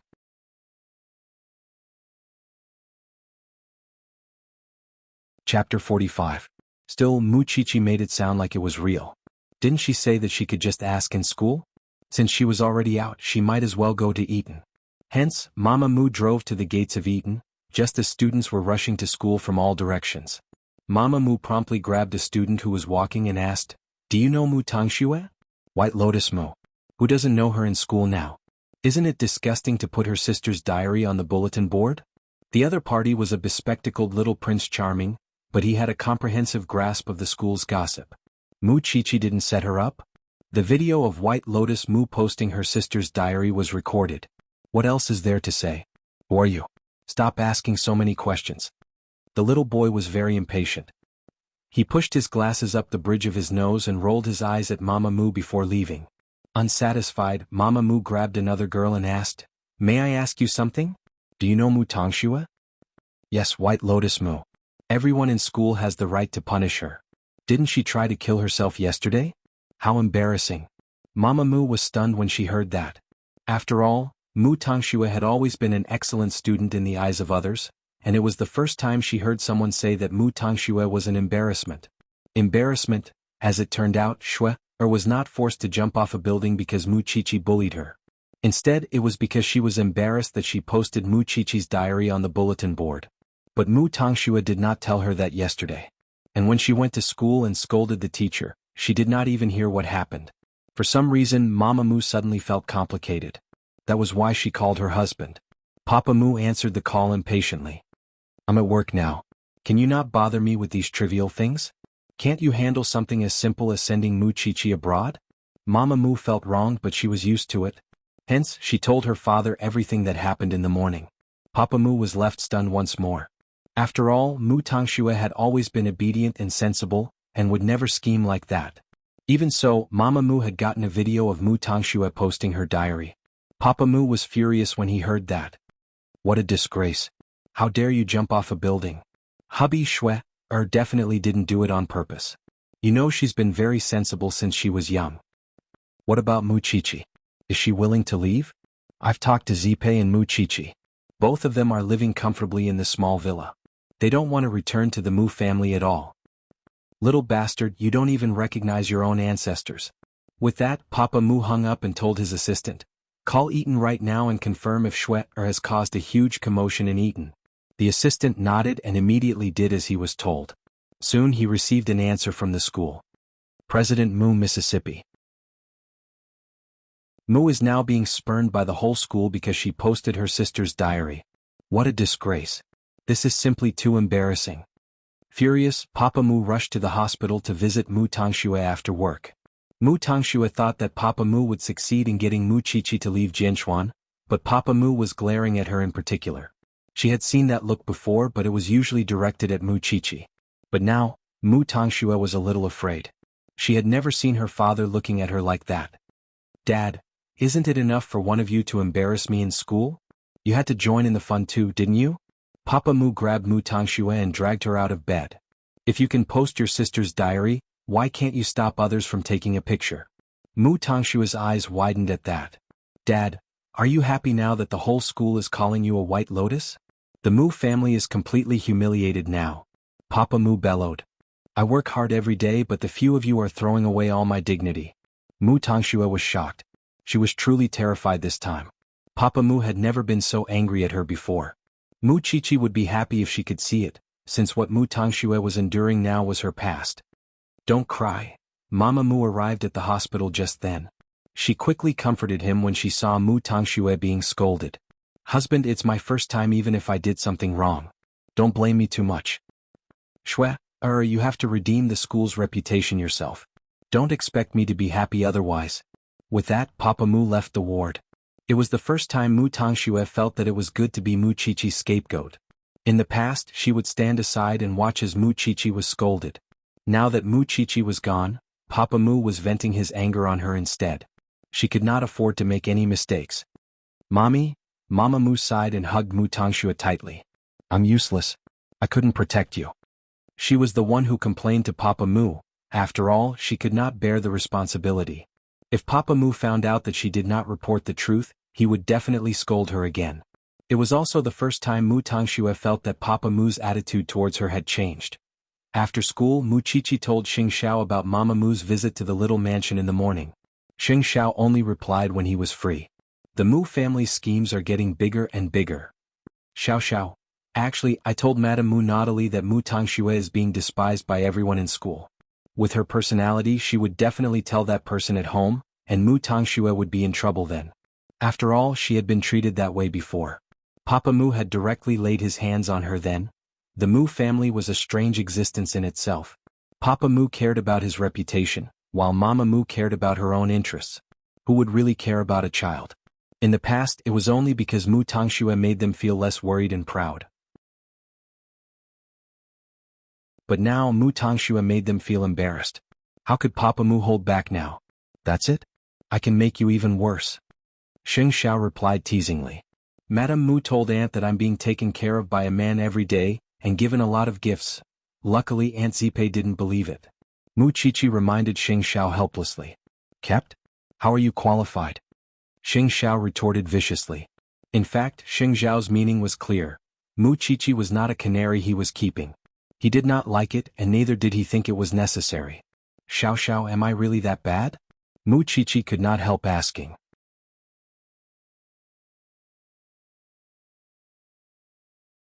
Chapter 46. That was why Mu Qiqi did not dare to go out so openly at night, afraid that Su Zipei would find out. After all, Su Zipei trusted her so much. However, Mu Qiqi desperately wanted to see Xing Xiao. For that, she made sure that Su Zipei was completely asleep before sneaking out. She waited until midnight.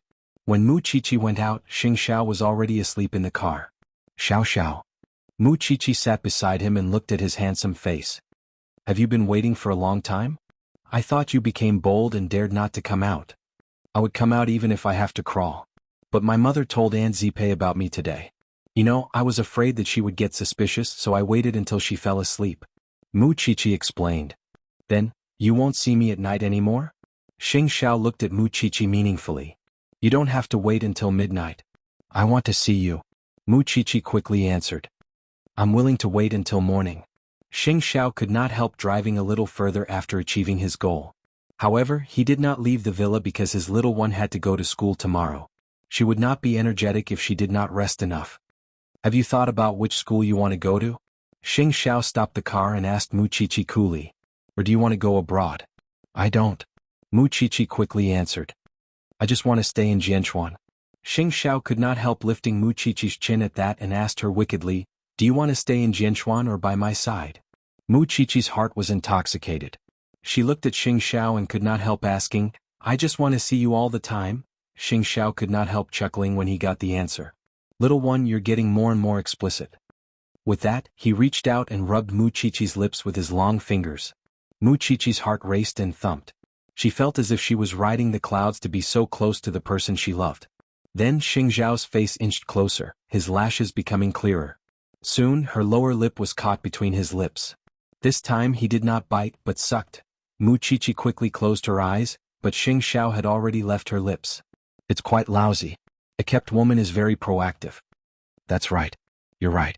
Mu Qiqi blushed and quickly buried her head in his chest. This man was too good at flirting. She was just a little girl. She was no match for him at all. Xiao Xiao, I don't know which university I'm going to. Can you help me fill in my wish? When Xing Xiao heard that, he quickly asked, what if I let you read it again? Are you going to do it? Mu Qiqi shook her head. I trust you. You always do what's best for me. Though Mu Qiqi's words sounded a little fake, Xing Xiao enjoyed it. Although he did not immediately answer her, he kept her wish in mind. Either way, I don't want to be in the same school as Mu Tangxue. I have a feeling that she would pursue our relationship relentlessly. Xing Xiao said nothing. He hugged Mu Qiqi and pressed her head against his chest for a few minutes before letting go. You're flying to Italy tomorrow morning. Don't let anyone bully you when I'm not around. I know. Mu Qiqi nodded and left Xing Xiao's embrace. But just as she was about to get out of the car, Xing Xiao grabbed her and quickly covered her lips. There was no helping it. The little one's lips were just that addictive.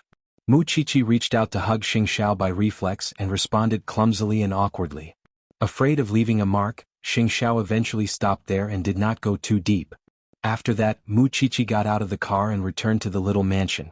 Remembering Xing Xiao's 2 kisses tonight, Mu Qiqi felt that she was about to faint from bliss. Of course, the more blissful she was, the more afraid she was. If the day came when everyone knew about their relationship, wouldn't she have to separate from Xiao Xiao when that time came?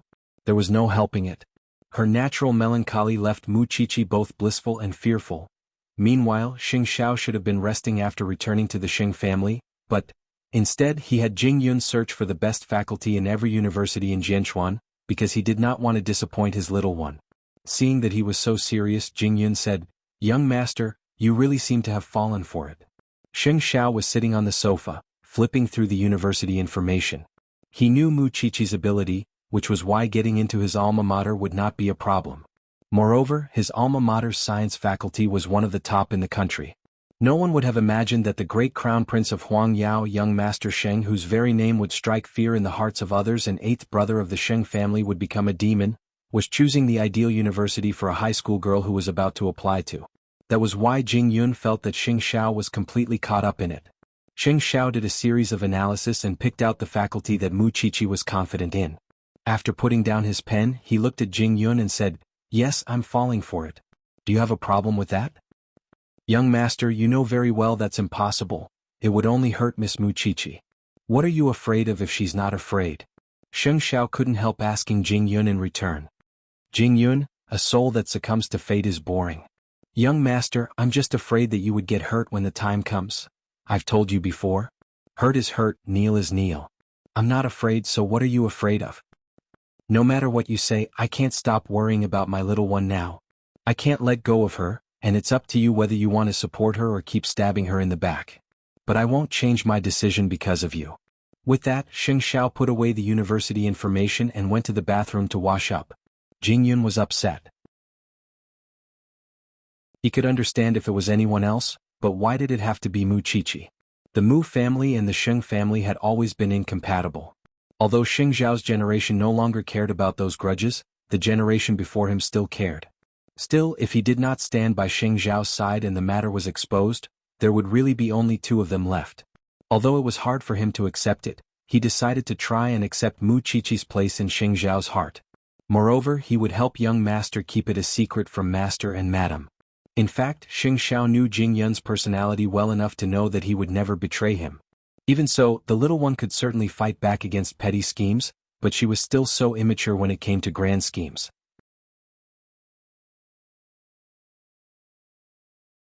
Chapter 47. Of course, it was a difficult night for Mu Tongxue. After all, she had never been scolded like that by Papa Mu. At that thought, Mu Tongxue could not hold back her cunning thoughts and asked Mama Mu tentatively, "Mommy? I'm sorry I couldn't tell you honestly about school. You must be upset, right?" "To tell the truth, dear, I was stunned when your sister told me. I couldn't believe it was you. My sister always bullied me at school. I had no other choice but to do this." Mu Tongshua's eyes reddened. "You know that I wouldn't do anything out of line. I just wanted to teach her a lesson so that she wouldn't bully me all the time.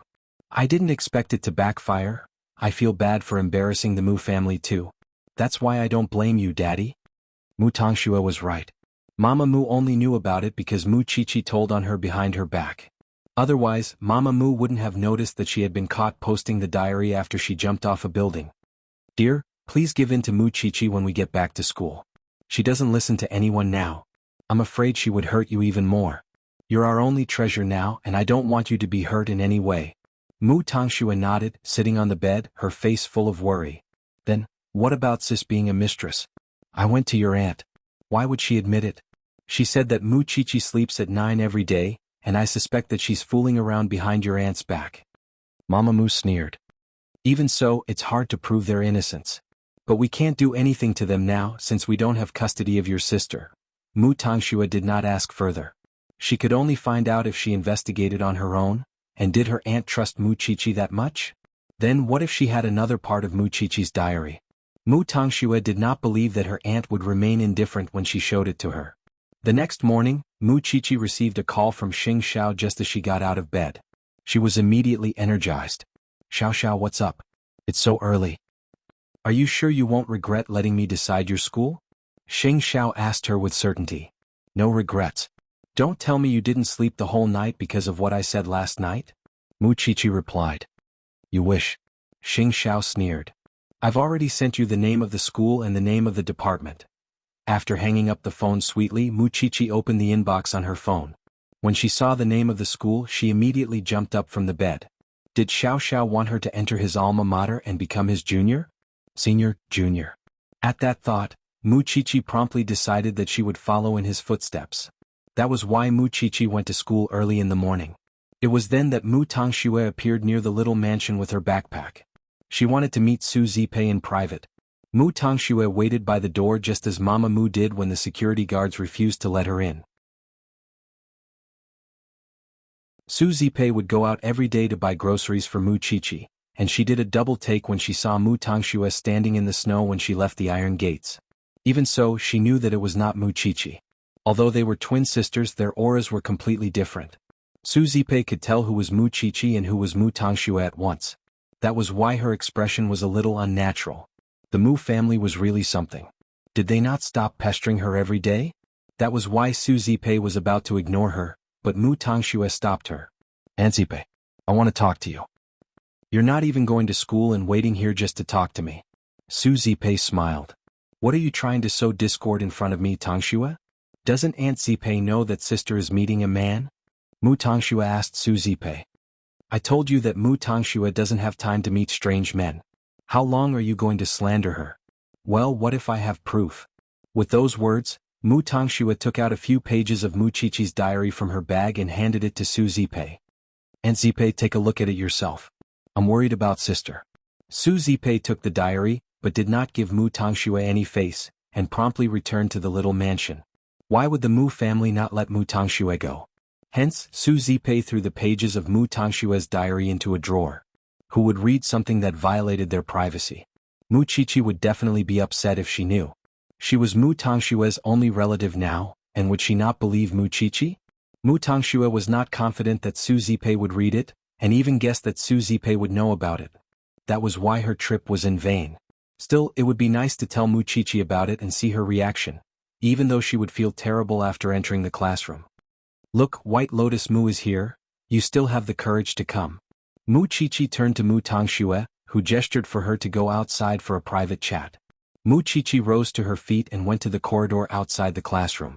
Soon Mu Tangxue came out as well and said, I gave the rest of your diary to Aunt Zipei this morning while you were in school. That's why she's probably admiring what you wrote about holding a man's hand at home. Although Mu Qiqi was a little flustered at those words, she maintained her composure. Mu Tangxue, do you know why you're called White Lotus Mu now? Because you only know how to hide in a dark corner and do shameful things, while insisting that you're innocent. That's not important. I just want to know who your sugar daddy is. Others might not believe it, but you and I both know that he exists. Mu Tangxue told Mu Qiqi. Sister, I might not let go of that part of you in the future. Mu Qiqi glared at her coldly, not bothered to waste words with trash. I'm looking forward to it too. What's Aunt Zipei's expression when she sees you after school today? Mu Qiqi smiled when she saw Mu Tangxue's smug expression. She approached Mu Tangxue and said, Let's not talk about me. Let's talk about you. Mom and Dad probably didn't treat you well when they found out about your embarrassing incident at the hospital. That's how I came over. You'll have to bear it yourself from now on. I'm telling you, Uncle Mu will beat you up, and your delicate body, you have to take care of it or you won't be able to take a beating.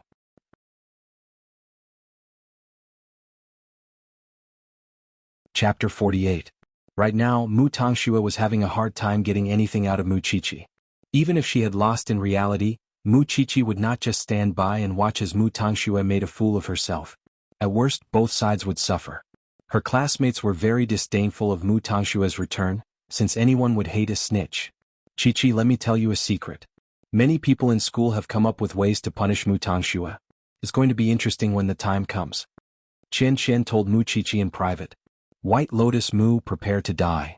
At that moment, Mu Qiqi could not enjoy the joy of victory.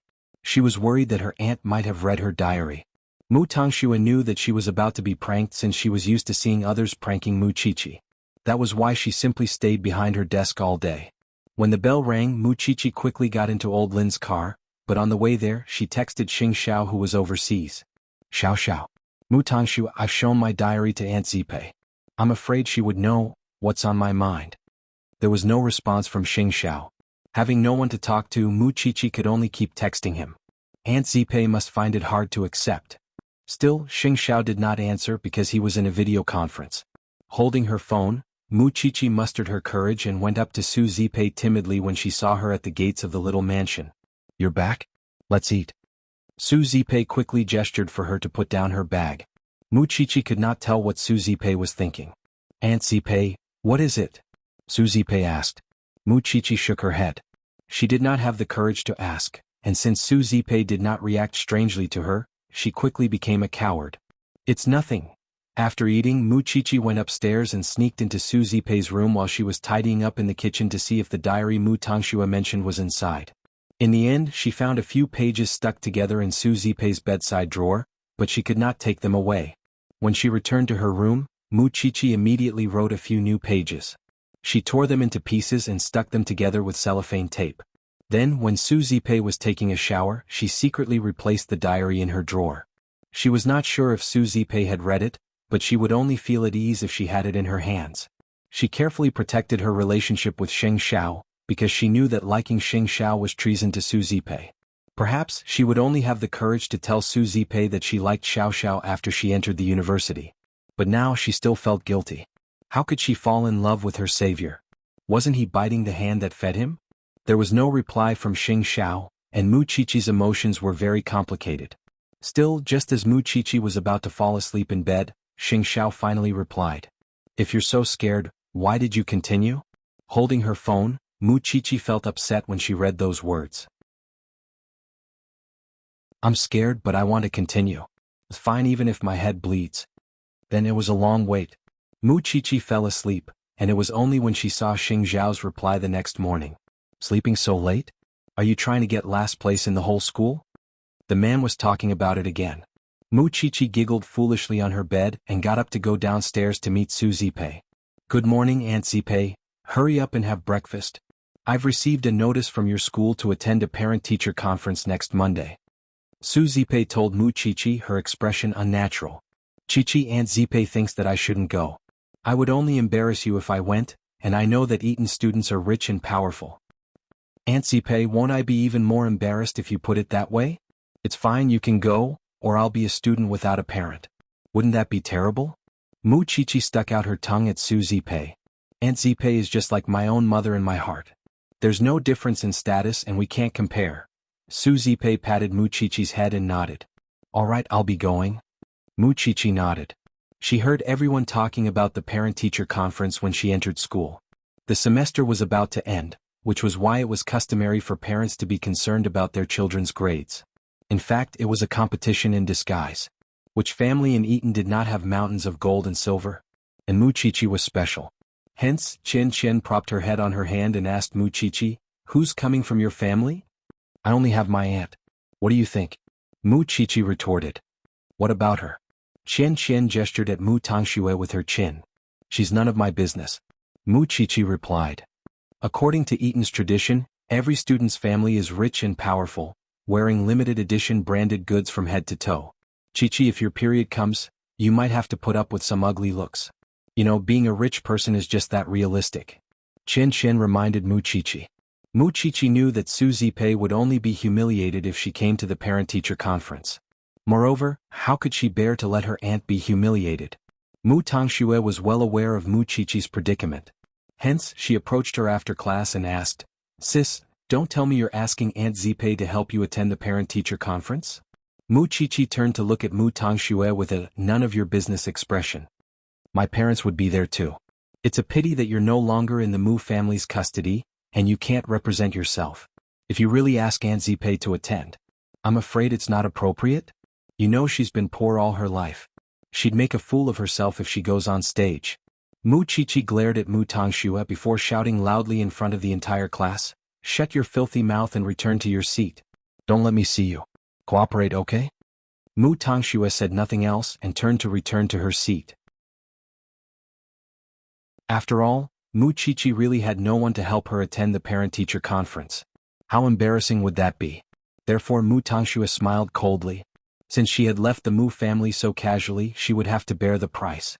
Mu Qiqi hesitated at Mu Tangshue's words. It was not that she despised Su Zipei's family background, but she was worried that other parents would embarrass Su Zipei. She did not want someone she cherished to suffer. Even so, she could not live without a parent.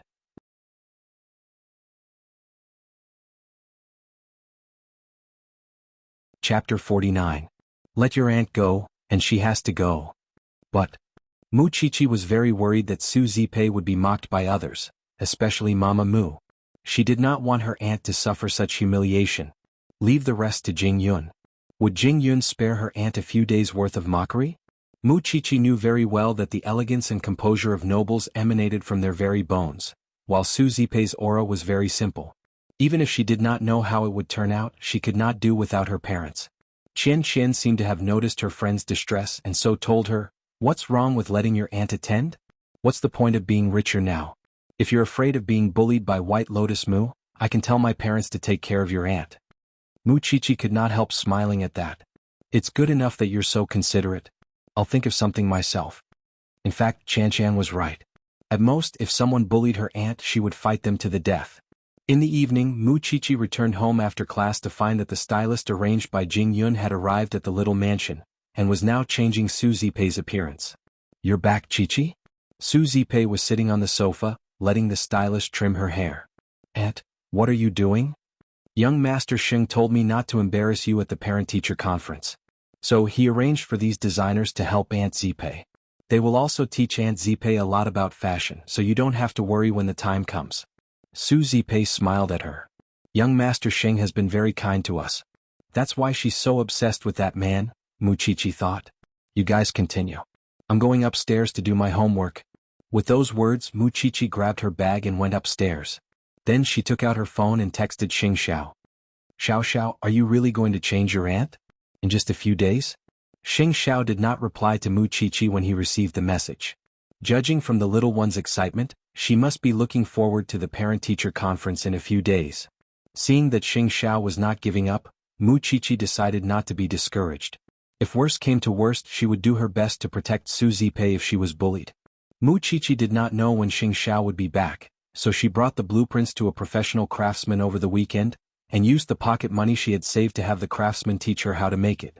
She didn't need the cufflinks to be exquisite, but they had to be unique in this world. 3 days later, Su Zipei had completely changed her appearance. Her long, silky hair had turned into a short, fluffy hairstyle, accentuating her exquisite facial features. With her perfect makeup, Mu Qiqi could not help but be surprised. There was indeed a huge difference after a woman put on makeup. Next was her style of dressing. In the past, Su Zipei was very thrifty, casual, and simple. But now there was someone who matched her clothes and put them in the wardrobe. She would never make a mistake again. In other words, from head to toe, even from her behavior, Su Zipei was like a noble from the British royal family. "Aunt Zipei, I don't even recognize you." Mu Qiqi could not help exclaiming when she saw Su Zipei's transformation. Then a slender figure walked behind Mu Qiqi and held her wriggling shoulders. "Why are you so excited?" Mu Qiqi turned and almost jumped when she saw Xing Xiao. Fortunately, Su Zipei was there and she held back and did not lunge at him. "Brother Xiao, why are you here?" "To check the results." Xing Xiao was still tired and the plane had just landed. Still, he couldn't care less about anything else as he missed the little one, and went to the little mansion first. Then Xing Xiao studied Su Zipei from head to toe with a sharp gaze. "Not bad. Yes, Aunt Zipei. You'll definitely be the prettiest tomorrow." Mu Qiqi sighed in awe. "But Xiao Xiao, no, I mean Brother Xiao, what if someone else hits on you? Stay aloof the whole time, and look at others as if I'm looking down on all of you. Don't respond to what others say, especially Mama Mu's provocations. Remember, everyone but you will be a joke tomorrow." Not to mention Su Zipei, even Mu Qiqi felt her blood boiling after hearing that. Of course, Mu Qiqi and Su Zipei were complementary, and Su Zipei could not do without Mu Qiqi's cooperation. "And you?" Xing Xiao turned to look at Mu Qiqi and told her, "You must look at others with the attitude of, 'My aunt is so noble and cold,' you must hold back if you can't accept it. You must remain calm even in the face of Mu Tangshue's provocation, and radiate calmness from your bones." Mu Qiqi nodded at that. "I understand, Brother Xiao. If that's the case, I'll watch your performance tomorrow. I'm going back to the Sheng family. In just a few short minutes, Xing Xiao was about to leave when Mu Qiqi stopped him. Do you want to eat before you leave? There's something else. Xing Xiao said and mouthed to Mu Qiqi, see you tonight. Mu Qiqi nodded and did not stop him. I'll see you out. Save your strength for the parent-teacher conference tomorrow. With those venomous words, Xing Xiao turned and left. Mu Qiqi wanted to see Xing Xiao at all times, but he was really too busy. Young Master Sheng is such a good person. It must be hard on him to take care of us alone when he's so busy. I only hope that he could find a beautiful young lady and live happily ever after. Mu Qiqi couldn't help asking Su Zipei at that. Aunt Zipei, what kind of girl do you think Brother Xiao is suitable for? Su Zipei thought about it and shook her head. I really can't think of anyone who would be good enough for young Master Sheng. Mu Qiqi was both happy and sad at that. After all, she was too ordinary while Xing Xiao was too dazzling.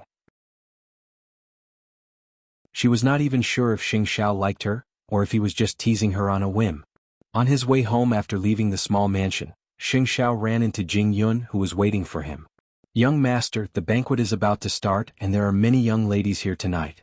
It seems that the chairman is looking for a partner for you young masters and ladies. I don't care. You know my taste. Xing Xiao told Jing Yun. I'm leaving halfway through the banquet. Help me think of something. Understood, young master. You're tuning in to the Han Li's Wuxia Chronicles YouTube channel. We're so grateful for your support and don't forget to subscribe to join us on this incredible journey through captivating stories. Your generosity through donations truly makes a world of difference, as it's the primary source of revenue that allows me to expand and enhance this channel for you. Thank you from the bottom of my heart for being a part of this adventure.